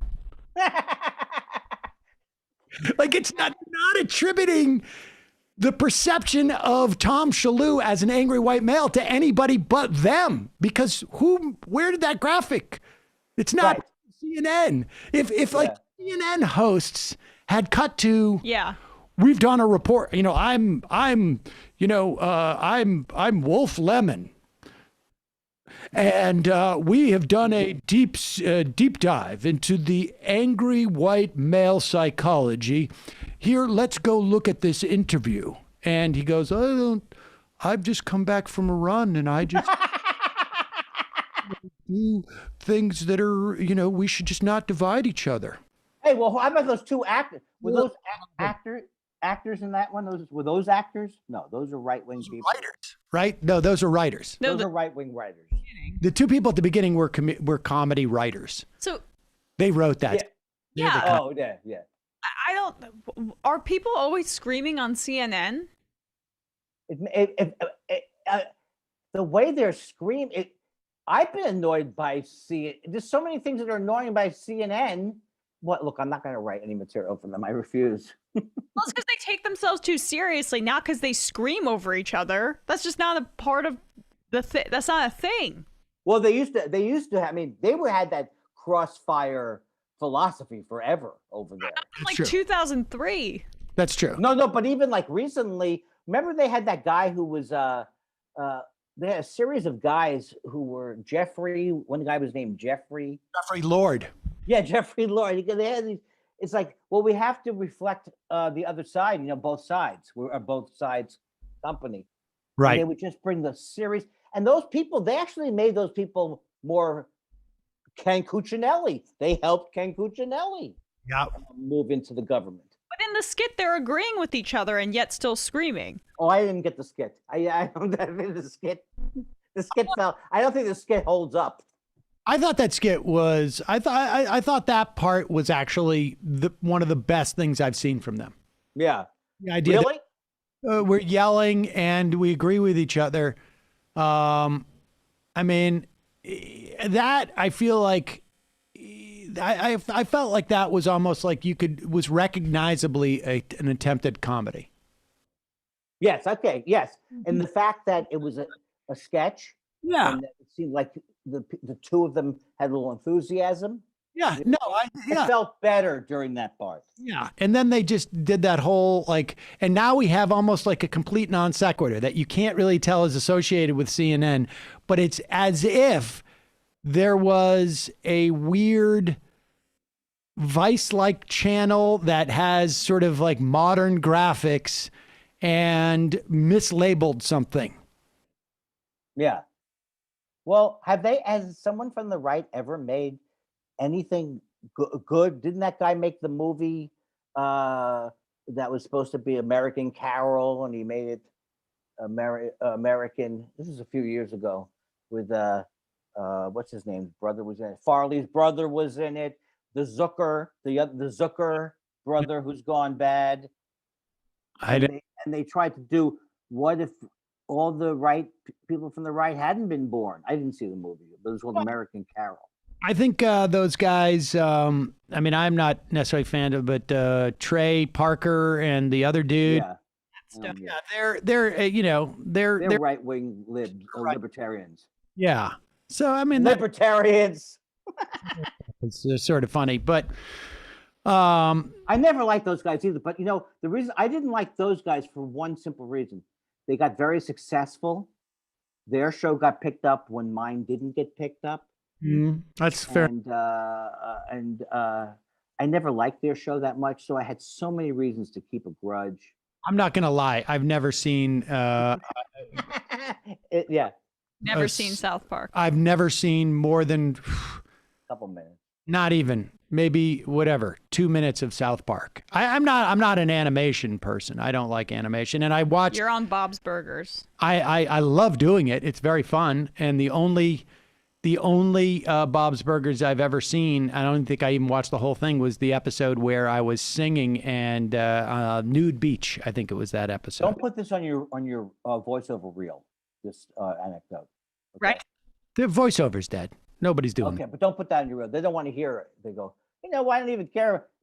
God bless them. I'm the other way. I'm ready for everything, for any kind of right-wing Andy Kindler propaganda films. We are so glad that you were ready for this, because it's all. Oh, you did a local news wrap up.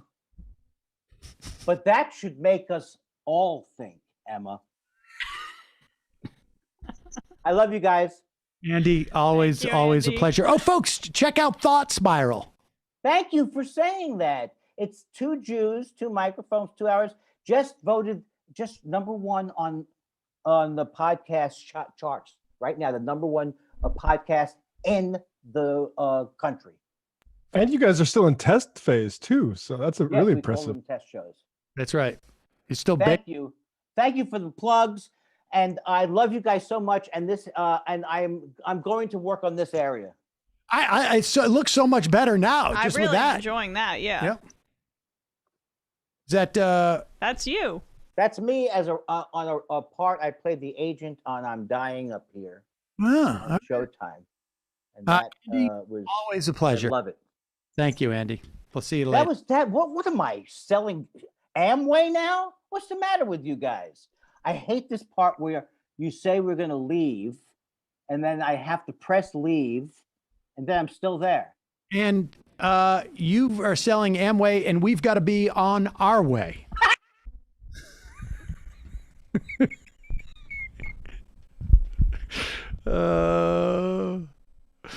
Yeah, Andy seems like he's got a lot going on, says Demian. Look at Evans. You really like that. We've got to be on our way. It was the cutting off of him in the middle. All right, should we Freebie Friday? What the hell? What Hey-o. We're letting it ride, folks. We're putting it all on. Wait a minute. Pause. Hit the pause button. Something's wrong. It's the only thing that you have on your soundboard. Okay. I got this too. Bye-bye. Bye-bye. All right, let's go right into this clip by Ron Johnson, who is Ron Johnson. Does Ron Johnson have some type of polling information that suggests there is a huge cohort of Wisconsin voters who are looking for the dumbest man alive to be our senator? Is that what's going on here? It's probably fundraising information, I would guess. Here is Ron Johnson talking about how if it's not the 5G they're injecting with you, it is the record of injecting you with 5G. Well, what happens when there is no way to sustain COVID as a control mechanism? Climate emergency is what we're going to face next as an argument to keep us locked down. Travel restrictions, of course, they'll try to keep the patina of COVID on that. But climate emergency is the next step to locking Americans down and controlling them in. I just want everybody to think about this. The Vicky McKenna show. Okay, so there is a they that has interest in locking us down, right? Says Vicky McKenna. Says Vicky McKenna. The question is, who is the they, and to what benefit is it to them that we are just traveling a little, less? Well, it's the global elites, Sam. But what is it that they are getting from this? Well, because if you are traveling less, or if you have a vaccine passport where we can control where you travel. But wait, they haven't gotten there yet. Okay, oh, sorry. Just the basic premise. She says they are using COVID as a way of, controlling us. And now they're going to use something else to control. But what is the benefit? Like, why are they, is this like a bet that two of the global elite made in the men's room? And they're like, it's like trading places type of situation? Or why are they doing this? And if it's just those billionaires who, for wealth inequality, why isn't the next thing you say, we need to have a wealth tax here and expropriate every dollar they made over the past year? They want to keep us all docile so that we don't see what's really going on, which is that they're, obviously eating children and drinking their blood. That's the weird part. It's just it's just they blow by that, wait, why are they doing this? Good. Perpetuity. Well, that and vaccine passports. Listen, I was a big supporter of Operation Warp Speed. I thought that was brilliant, the way we squeezed every inefficiency out of developing vaccine. But, from my standpoint, because it's not a fully approved vaccine, I think we probably should have limited the distribution to the vulnerable. To people that really aren't, to the very young, I see no reason to be pushing vaccines on people, and I certainly am going to vigorously resist any kind of government use or imposing of vaccine passports. But they'll probably get the private sector to do it for government. And that could be a very freedom-robbing step. And people need to understand these things. So, again, you're talking about climate change is the next step. I don't think they're going to let go of COVID anytime soon. I mean, what is the point? If of course, the science tells us that vaccines are 95% effective. So if you have a vaccine, quite honestly, what do you care if your neighbor has one or not? I mean, what is it to you? You've got a vaccine, and it's, science is telling you it's very, very effective. So why is this big push to make sure everybody gets a vaccine, and to the point where you better impose it? You're going to shame people. You're going to force them to carry a card to prove that they've been vaccinated so they can participate in society. I'm getting highly suspicious of what's happening here. I wonder if he has the same suspicions about children who, and we should say, there is no vaccination that is approved for any children under the age of 16. But the fact is that if you want to send your kid to school, kindergarten, public school, you need to provide for the school a card that says your kids have been vaccinated against a couple of very highly transmittable diseases so that the other kids don't get it. Because it's 95% safe. And in fact, there was a story of in a nursing home recently. Where was that nursing home, Brendan? Do you remember that? Kentucky, where the vast majority of people, all the nursing home, the people living in the nursing home, residents, had been vaccinated, but some of the caretakers were not. Some of the people working there, and one came in, had a variant. A lot of the people got COVID. Most of them, the nursing home residents, were fine. They didn't even show symptoms. One died who had been vaccinated. Now, these are older people. They're going to be more susceptible. They were probably in very close contact an extended period of time. This guy who had it was probably a super spreader type. They can't quite figure out why some people spread it really efficiently and others don't. But the idea that like they're out there saying, why do people need to get vaccinated? Because you need to achieve a certain amount of herd immunity if you want to wipe out the virus in the context of the United States. And prevent it from metastasizing and creating new variants. I mean, it's not that hard. Brendan's saying that apparently Ron Johnson still hasn't gotten the vaccine, so his defensiveness is personal here, obviously. But, I mean, part of what conservatives wanted at the start of the pandemic was herd immunity. Now we have the ability to achieve it via vaccination in some fashion. I don't think there's ever been a situation where there's been herd immunity achieved well, certainly not in a pandemic, but broadly speaking, without vaccination. So there you go, dude. I mean, which one do you want? Does he want but he essentially... Does he feel that there shouldn't be, that you shouldn't allow restaurants and stores to have like a no shoes, no shirt type of situation?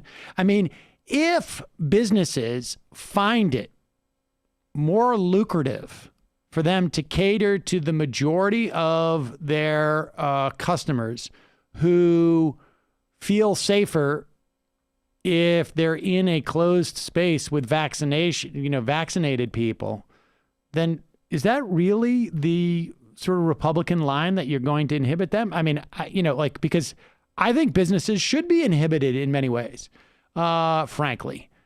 But that seems to be an odd take by Ron Johnson, that you're not going to allow businesses to sort of require, I'd be far more inclined to go into a restaurant if it was, you got to show that you're vaccinated to get into the restaurant as opposed to sitting outside. It's pretty stunning that this is where they're at. I mean, but of course that's, Ron Johnson. It's just nuts. Yeah.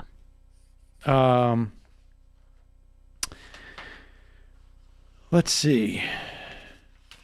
Oh, do you want to talk about Sean Hannity upset about LeBron? Because you were... Sure. Hold on one second. Yeah. Sorry, I was just... We also got that Trader Sam story that we yeah. must not forget to get to. Let's read that now. Sam's very excited about Folks, this op-ed that he read. Folks know I like to get every perspective on some of the important burning issues of the day. Every opinion is valid, and as news people, we have to take into consideration all perspectives. That's right. And this, and as you know, I spend a lot of time reading the Orlando Sentinel, just so that I'm up on Central Florida news.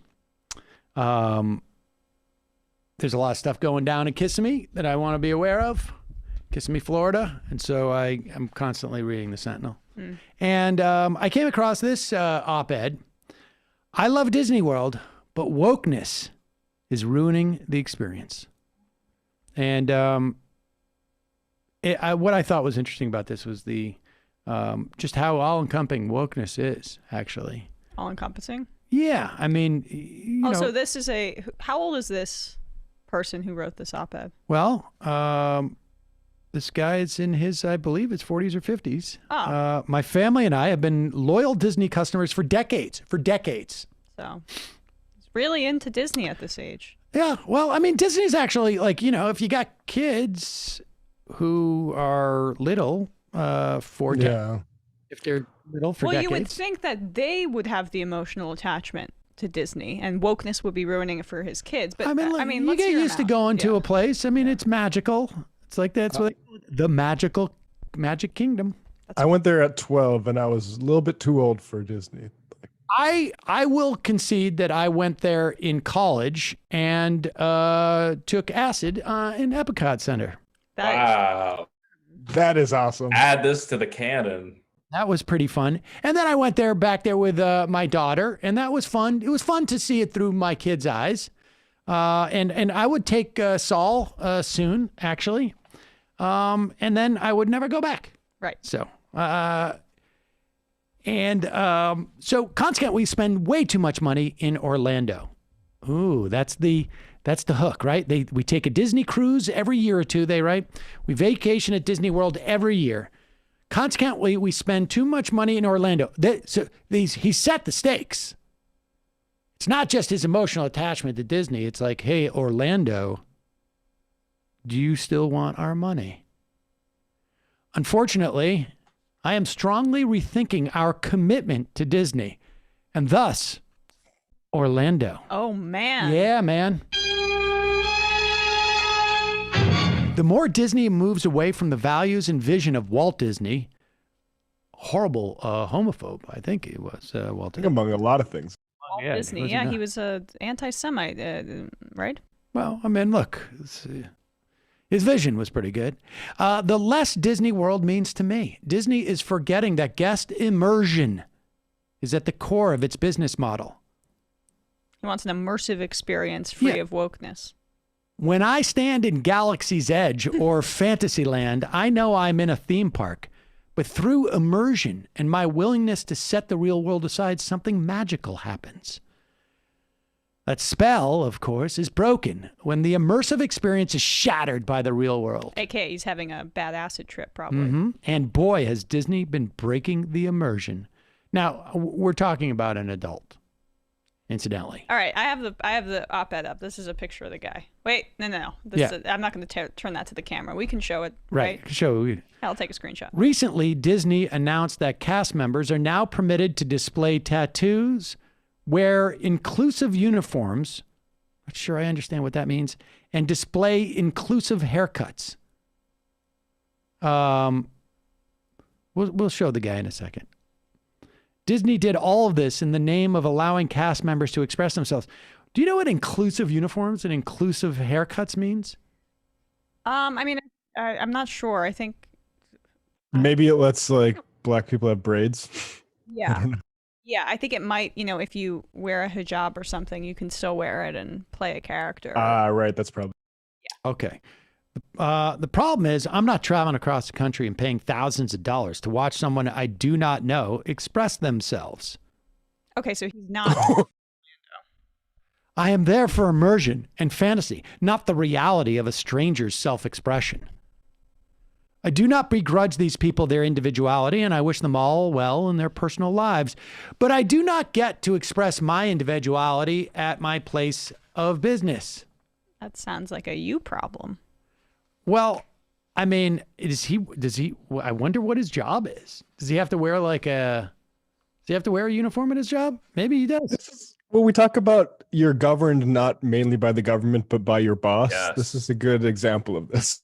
But by the way, he's really into Disney again. Are those Disney figurines behind him? Well, Can wait we a second. pull that up? We'll pop up the picture of the guy right here. He's super into Disney. Van Bostrick. And there he is. There's his Disney. Look at that shirt. Apparently, he's really into self-expression there, but he's going to save that. He's not going to do that at work. More broadly, like many corporations, Disney has been politicizing its business.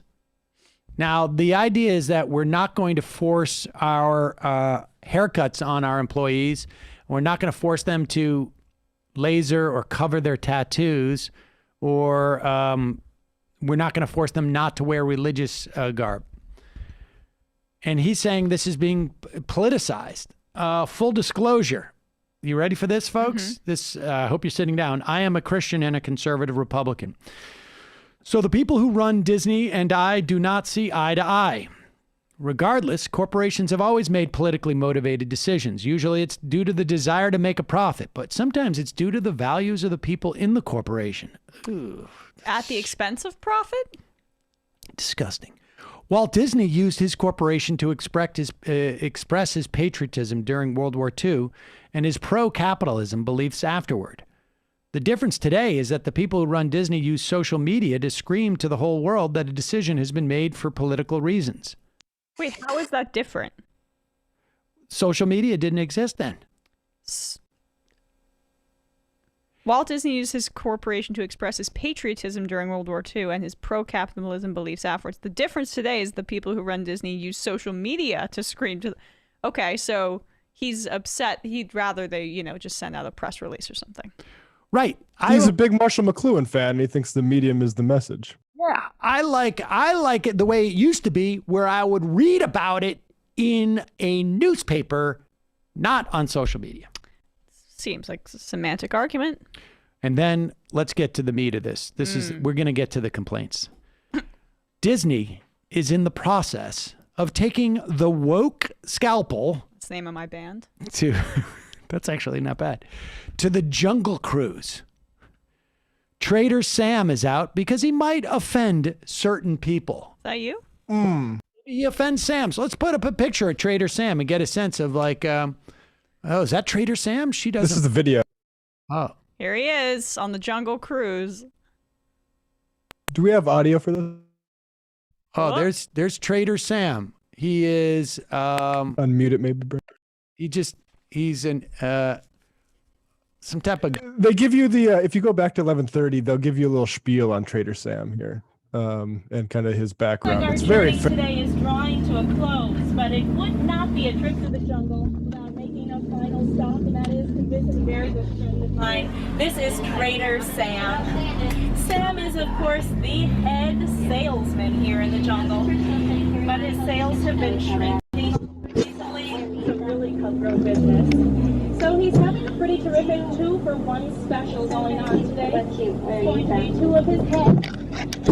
Just one of yours. I don't take yours. No, maybe next time. It's a great deal. Any way you slice it, you really do come out ahead. Just great stuff. And all those puns are going to be wasted. Totally wasted. Do we have a picture of a static picture of Trader? High quality. Yeah. Just so people get the... Yeah. It might offend certain people. Every grown-up in the room realized that Trader Sam is not a representation of reality and is meant as a funny and silly caricature of what? Yeah, I want to talk about this, and Brendan, if you can put up the high quality, because the shrunken head thing, Trader Sam shrunken heads were originally a religious practice in basically Peru and Ecuador among these tribes. And then enter in Western traders, and all of a sudden the killing for these heads starts rising because the demand goes up. So it's actually pretty dark that you'd have a guy in a top hat named Trader Sam that is basically selling heads. It actually, the irony is it kind of does depict reality, a pretty dark reality that we shouldn't have been okay with, and that's why Disney is getting rid of it. The caricature, just saying it's a caricature doesn't really tell you that much. And it's a caricature of what? It's just like what is it supposed to be caricaturing? And really creepy face. Now, if you're in total immersion, isn't the whole point is that you don't contemplate that it's a caricature? And like, isn't that the point of total immersion? Like, I'm not thinking about contextualizing this. I'm believing all of it. Isn't that the whole point? Yeah. Isn't that the point of his argument? That, like, I don't want to be taken out of the moment.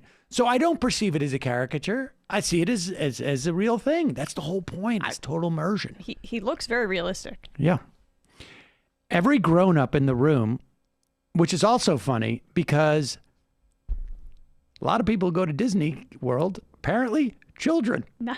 News to me. But if the grown-ups get it, the kids not getting it might be the problem here. It was so awkward when I approached the princesses.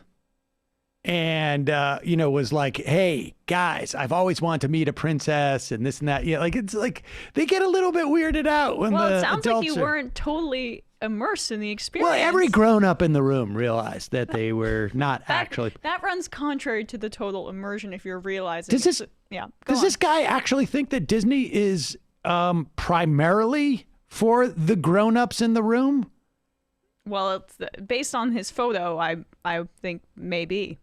It is no more based in racism than every Disney caricature of an out-of-touch white American dad. I can't think of one off the top of my head. What, Disney World? Well, I mean, imagine there is like there's some of that in TV shows. Like Wall-E or something, I don't know. Yeah. But Wall-E was like 2011. The next time I ride Jungle Cruise, I will not be thinking about the gloriously entertaining puns of the skippers. We just heard that. I will be thinking about Disney's political agenda. That's a mood killer. I'll be thinking about how Gloriously Stalin. entertaining. I'll be thinking about how Stalin had people erased from photographs. Like that's what this is. Disney proclaims that Splash Mountain must change because of its association with Song of the South. Song of the South is a pretty like racist, trope-filled movie. Disney owns Splash Mountain, so it could do what it wants. But if Disney screams at the top of its corporate voice, which is pretty loud, that it's changing it to appease a certain political point of view, now every time I look at the ride, I am thinking about politics. The poor sentence construction. But if Disney screams at the top of its corporate voice, which is pretty loud, that's my favorite parts thus far. Yeah. And also, I mean, go ahead. No, it's just like he's going to take one of those photos going down Splash Mountain, and instead of, screaming in ecstasy, it's going to be like this because he can't stop thinking about the politics of Splash Mountain. Yeah, if they get rid of like all the racist tropes on Splash Mountain, I'm not going to enjoy it in the same way. And it's the same with Pirates of the Caribbean, he says. Disney has made significant changes to Pirates of the Caribbean over the years. Whether Disney caved to political pressure or really thought the alterations were necessary is irrelevant. It really shows how ideology works, that he thinks things like the Song of the South aren't political and they're only just now being politicized. Well, that's the thing. They're natural. They're natural. Representation of people's black lives is... It's as natural as the mountain in Splash Mountain. But is it really irrelevant if Disney caved to political pressure or really thought the alterations were necessary? Like, what is that like? No, that's undercuts the entire premise he's trying to right. Pirates used to be one of my favorite attractions. My family would always ride it first on our first day at the Magic Kingdom. Now we don't even ride it every trip. How going, dude? Maybe they're getting bored. He's not even living in Orlando. He goes all the time. Yeah, this is like it's like a drug not hitting the same guy. Like, you need to search for meaning elsewhere than fucking Disneyland. When my family rides Pirates now, each of the changed scenes takes us out of the illusion because they remind us of reality and the politics that forced the changes. Seems like a you problem. I mean, it also seems like a made-up problem, frankly. Disney, like he's not even sure if they did it just because they felt the alterations were necessary. I know. I mean, what if something broke? Like it has to be exactly like it was 50 years ago, or I know. I mean, it sounds like he needs like therapy. He has some sort of like, arrested development situation. I mentioned to you that I went to Epcot Center when I was in college, and spring break, and a buddy of mine, and we took some hallucinogens on Epcot Center, and I went back there with my kids 20 years later, and the whole International Village was bigger, and I'm like, I don't even feel like I'm in the future anymore, because this wasn't here before, and now I got to think about this is here and it wasn't there before. And then I was like, wait a second, they have more countries, and I'm like, this doesn't feel like the same world anymore because there's different countries here. Well, the fact that they're now representing Korea, it's like that's politics infecting your situation. And then I was like, I don't remember that lady working at that store.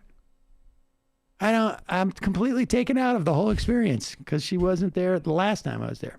Disney is going to lose us as customers if it continues down this path. I do not want to have Disney World taken away from us because Disney cares more about politics than happy guests. And then, of course, he goes on to say this should matter to the people of Orlando because I'm not going to spend my money in Orlando anymore. Unless, of course, Orlando comes out with like some type of like a racist theme park, and then this guy's going to go all the time and build some new traditions. No, he can't. Obviously, his values don't align. No, but the end is funny. Disney, please return to the values and vision of Walt. They're on a first name basis. Mm-hmm. The customer experience should be the core of your business model. Immersion should not be sacrificed on the altar of political correctness and appeasing the Twitter mob. Jonathan Van Bostrick lives in North Las Vegas, Nevada. So he's like, do we have his profession? I mean, I think he might work for the district attorney. Yeah, that's what I heard too. Oh, wow. There you go. What I don't understand is like this argument that, it's going to cost customers. Like Disney hasn't already thought of this and realizes that the culture is moving in this direction. Like, where do they go from there? Because that's been their argument, forever. Well, the problem is that the reason why Disney is doing this is because they don't want to lose customers. Yeah. And it's just the different customers. And that guy is, he's not going to go. He's going to find a new, more racist Disney World. I'm going to find a new place where I can totally immerse myself and not have to think that there's anybody else except for people exactly like me in the world. Yeah, I mean, he wants an immersive experience in the fantasy land, which is why he lives in Las Vegas. I'm joking. Las Vegas is fun. What should we play? Oh, well, here's Dave Rubin with a similar complaint. Dave Rubin is going to explain that if there's anything that we should be worried about in this society when it comes to racism, it's that they're coming for the white people. Man, well, first off, I want to congratulate AOC because we played a video of her yesterday where she had complete word salad and nothing she said made anything close to any sort of sensible sentence. So I'll give you credit where it's due, lady. But meaning that she did string together a couple words that kind of made sense there, but it was all drivel, everything that she said there. First off, we do not have systemic and institutional racism. There are no laws in the United States that are racist against any one person. By the way, I do believe that the woke left, that the progressives will instigate laws that will be racist against people. They will start having anti-white laws. This is not a crazy conspiracy theory. They're for quotas already. We know that they don't want a certain amount of Asian people because they're overrepresented at Harvard. Well, these are the places where all these bad ideas that leak out into society, they start at the university level. So if you're going to say, we in the government, we are going to have diversity and inclusion departments where we are going to hire based on the color of skin, then you are going to discriminate against a certain set of people, which in most cases will be white people, right? It will mostly be white people. It will be Asian people as well, obviously. So there is no systemic and institutional racism. He doesn't understand what the word systemic means. Mm-hmm. He conflates it with institutional. He doesn't know the difference between the two. He doesn't know the difference too, and he also seems to conflate that with governmental. But we have examples over the past several years, even with this right-wing Supreme Court, of the right-wing Supreme Court striking down racist voting laws that were passed by governments in states, Texas, North Carolina. We have examples of this in the past 5 years, 6 years. Aside from, never mind institutional. Yeah, I mean, we played a couple of clips this week of black people being harassed by cops. White people do not get pulled over because they're going 65 miles per hour in a 70 mile per hour speed zone. But it's the flip side of his racist logic there, right? Which is that, of course, white people and Asian people will be hurt based on college diversity initiatives because they are inherently the most worthy of going to those institutions. Black people are going to be harassed by cops and maybe killed by them, or definitely killed by them in a disproportionate rate because they are the ones worthy of that harassment by cops. I mean, that's the conclusion that they don't say out loud. And I love how he says it's not a conspiracy theory that the woke left is going to implement, white systemic racism, right? But somehow it's a conspiracy that there is systemic racism for black and brown people in this country, but it's not a conspiracy in his mind that we're going to have racist white laws are going to come soon. A white governmental, institutional, systemic, all of that racism, right? This is Dave Rubin basically just, desperately trying to find his audience again.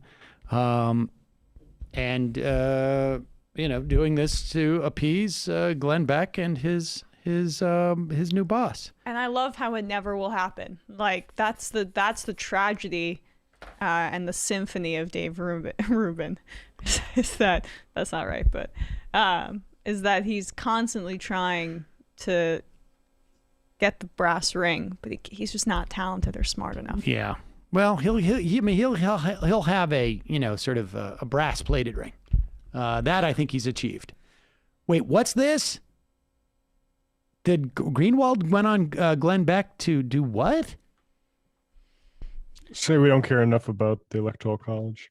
Let's put this. I'm curious about this. He starts talking, more traditional Greenwald talking points about due process in terms of the Matt Gaetz investigation, that Democrats are against due process, but it gets there. And then remembers he's on Glenn Beck. They don't believe in due process. They find people guilty all the time. Look at what they're doing to Matt Gaetz now. I'm not saying Matt Gaetz is, not guilty. He may be guilty of everything that he's being accused of and more. But thus far, there's been no evidence presented of any kind, and they have him convicted and locked up as a pedophile. The whole Me Too movement. Second. By convicted and locked up, what does that mean in this context? Did Matt Gaetz go to prison? Is he locked up?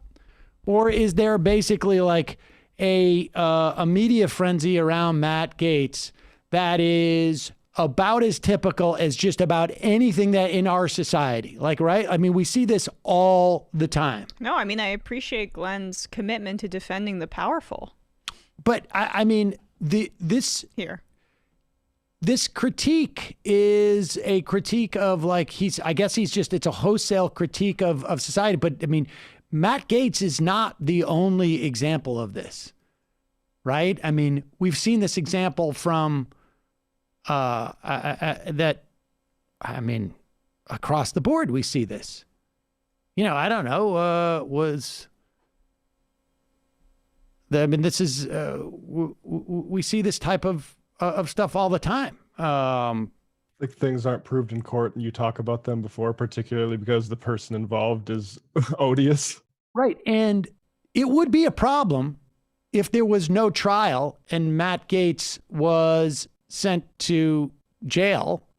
So DSA is detaining Gaetz now. They have him Yeah, they frog marched him out of the House of Representatives. Then he's got a point.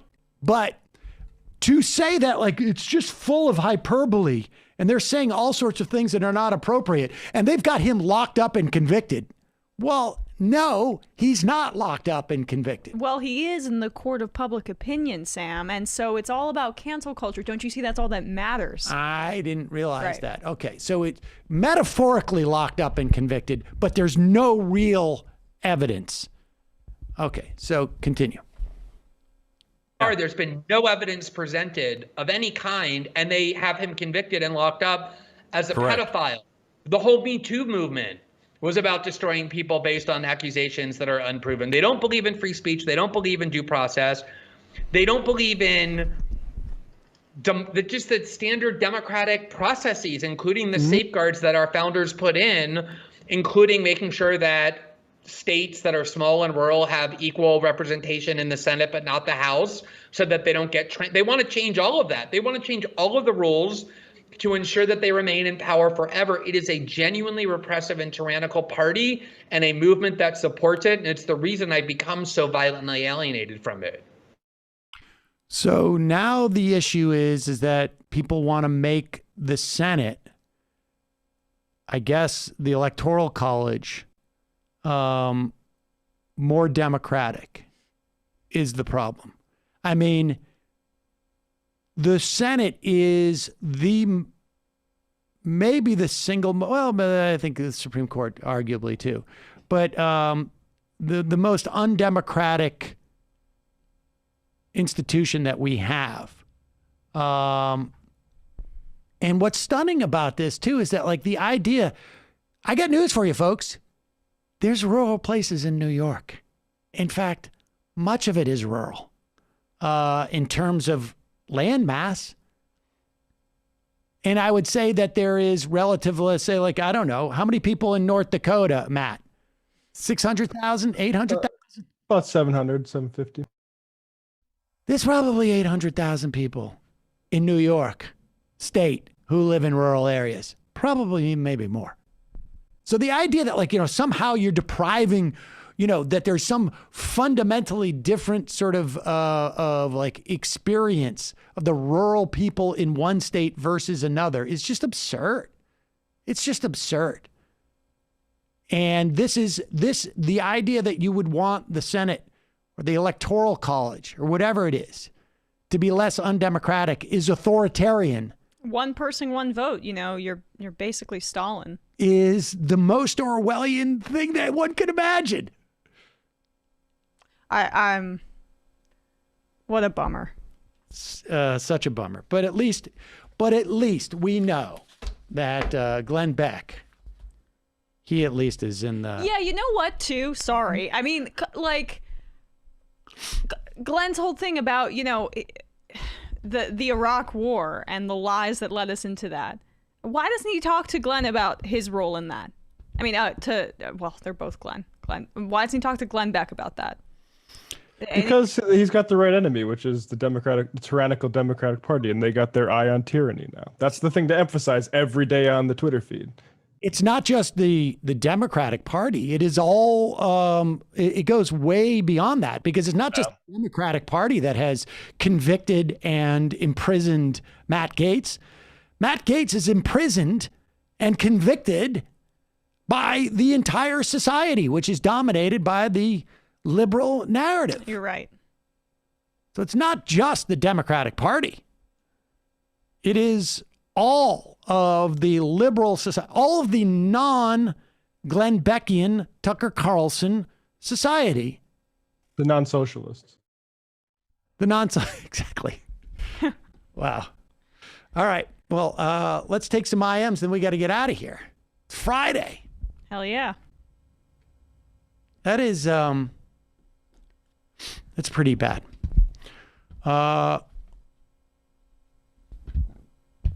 Let's see. The most popular Fox News shows, and Josh Hawley and Ted Cruz are obviously recognizing that in order to win, they must become a multiracial working class party.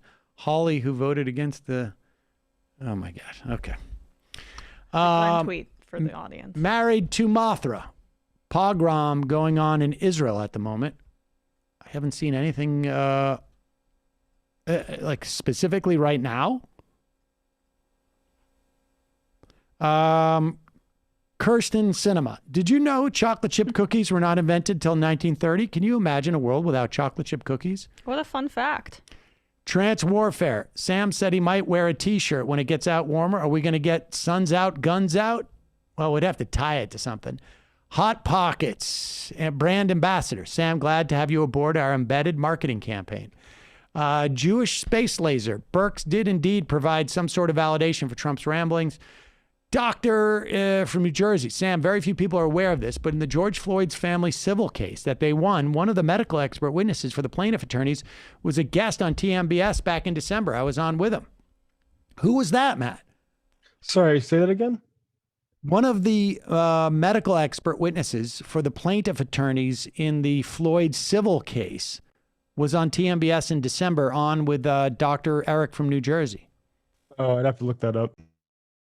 If Chauvin were acquitted, it would have been a scary precedent set where anyone who were killed by police could have their medical history put on trial, successfully yield reasonable doubt. Interesting. Yeah. Sam from Ottawa. It's my birthday tomorrow. Hoping my premier's resignation as the world best president. How about a shofar until then?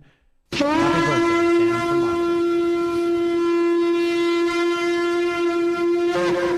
Ottawa. Drop in the bucket. Urgent question. Would you ever consider dating a Republican who isn't very political?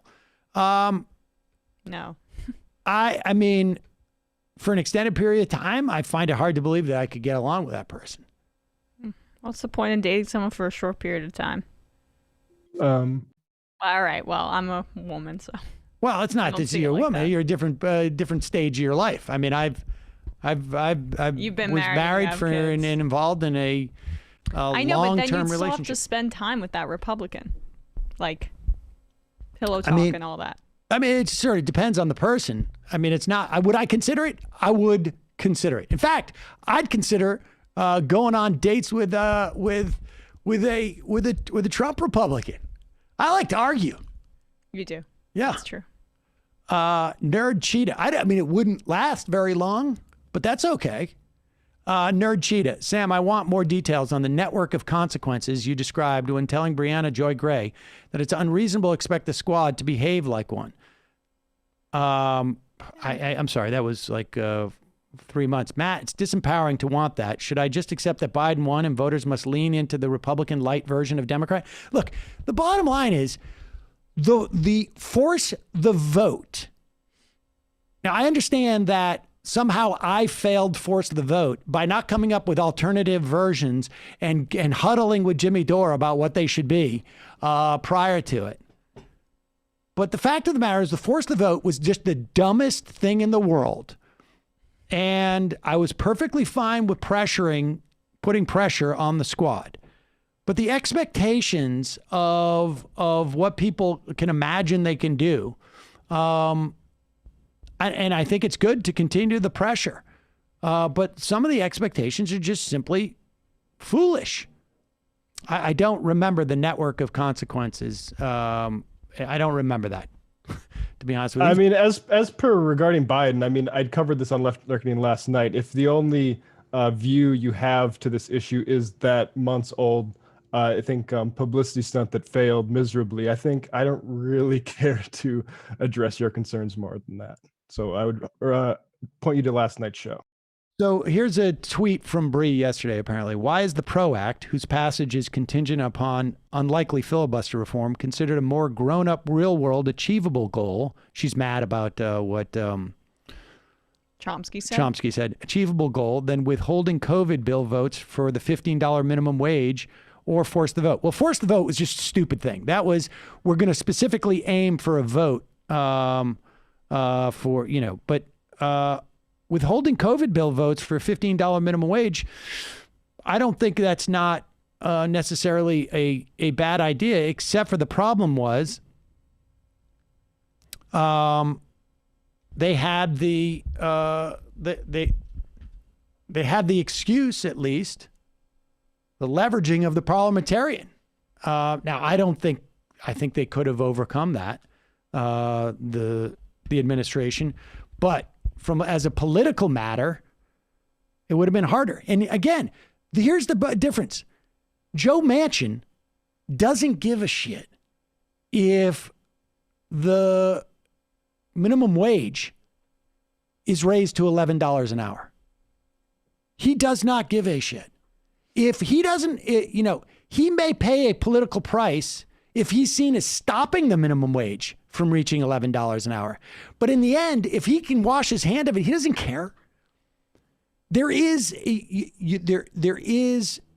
a different stakes for different cohorts of lawmakers.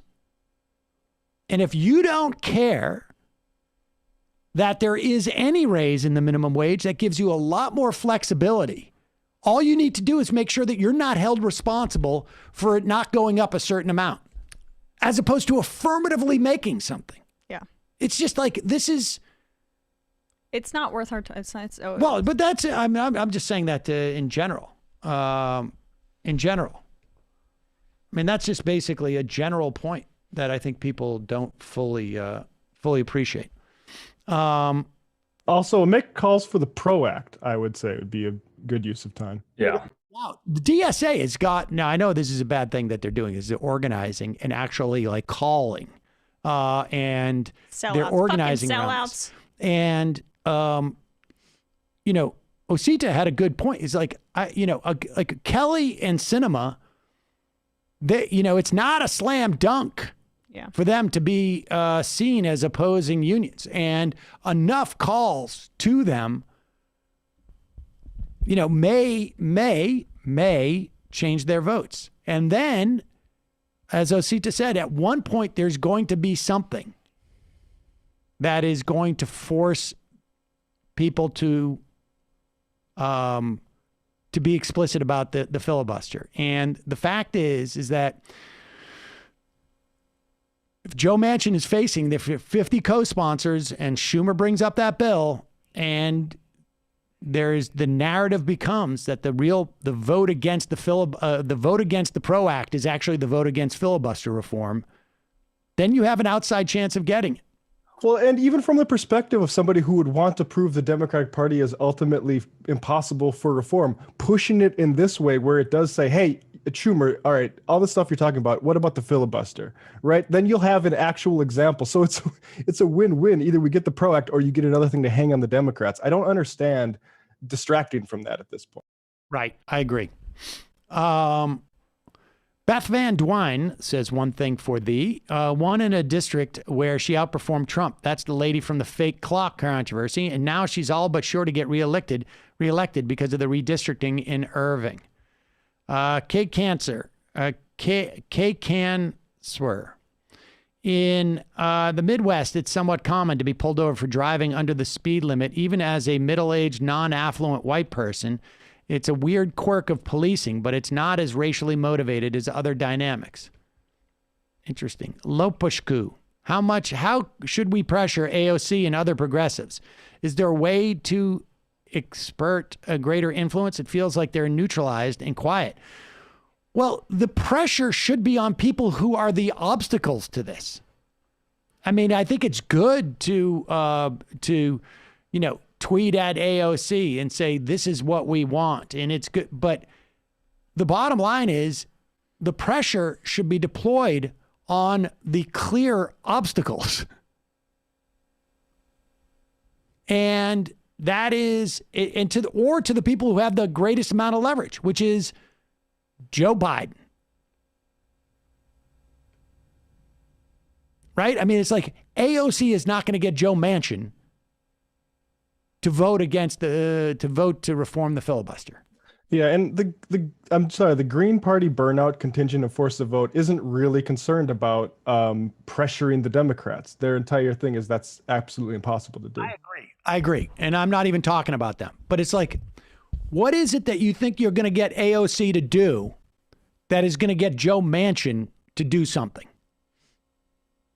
Like I said, in a completely different conversation, when we were talking about, Manchin with Osita, like you could get DSA, every single member of DSA, to occupy Joe Manchin's office and he would cut a campaign commercial out of that. He wants to be seen. Like if AOC is representing something and Joe Manchin could vote against that, that's good for Joe Manchin. If AOC prevents the COVID review, the relief bill from going forward, Joe Manchin's going to campaign on that. That's why I'm different. I'm not AOC. Jaboni, Sam, you've said before that Manchin wanted to be kingmaker. I think early on, at one point, there's something flipped with Joe Manchin.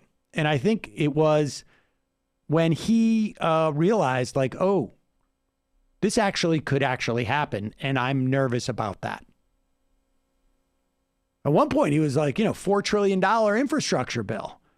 And then I think at one point, he just decided, like, oops, I can't posture in this way. And I think it's becoming clearer and clearer that he is that kid in the baseball.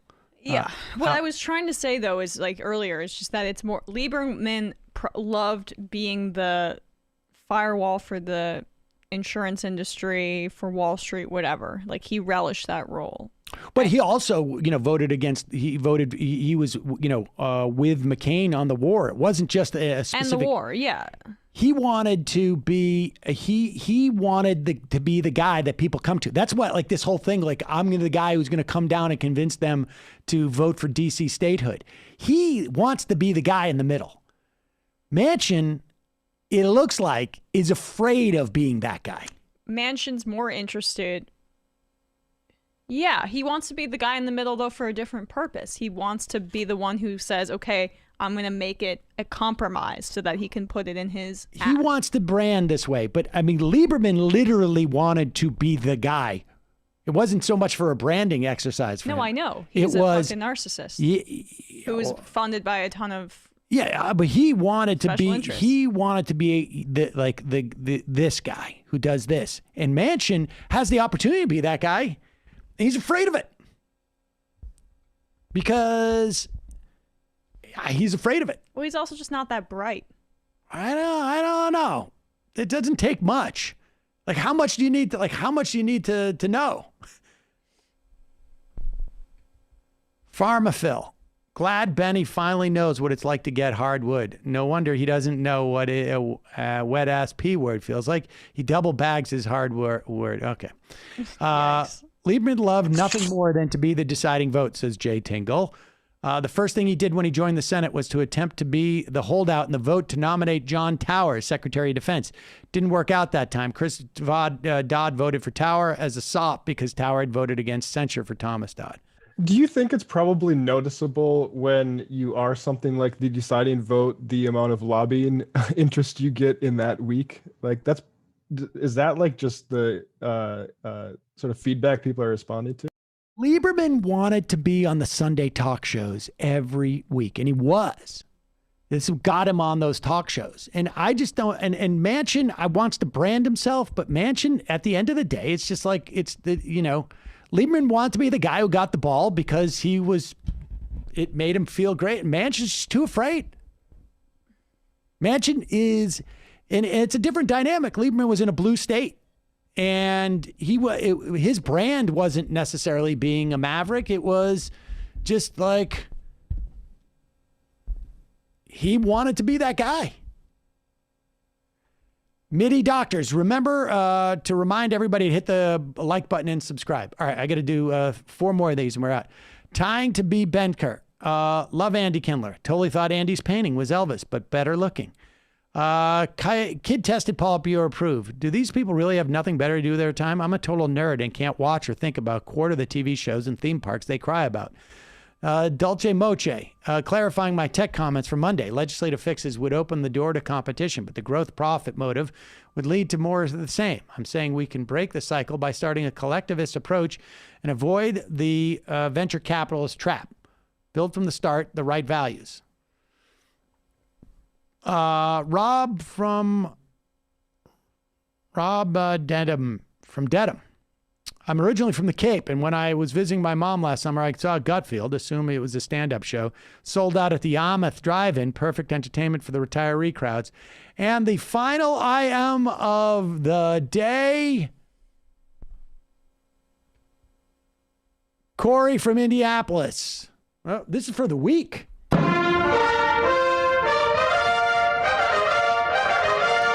My wife's coworker goes to Disney 4 to 8 times a year with her husband. They have no kids. I think you all underestimate how obsessed with Disney some millennials are. That is so weird.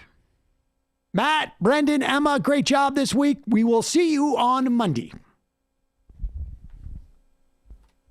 It might take all the strength I got to get to where I want, but I know somehow I'm gonna get there. I wasn't looking when I just got caught between the truth and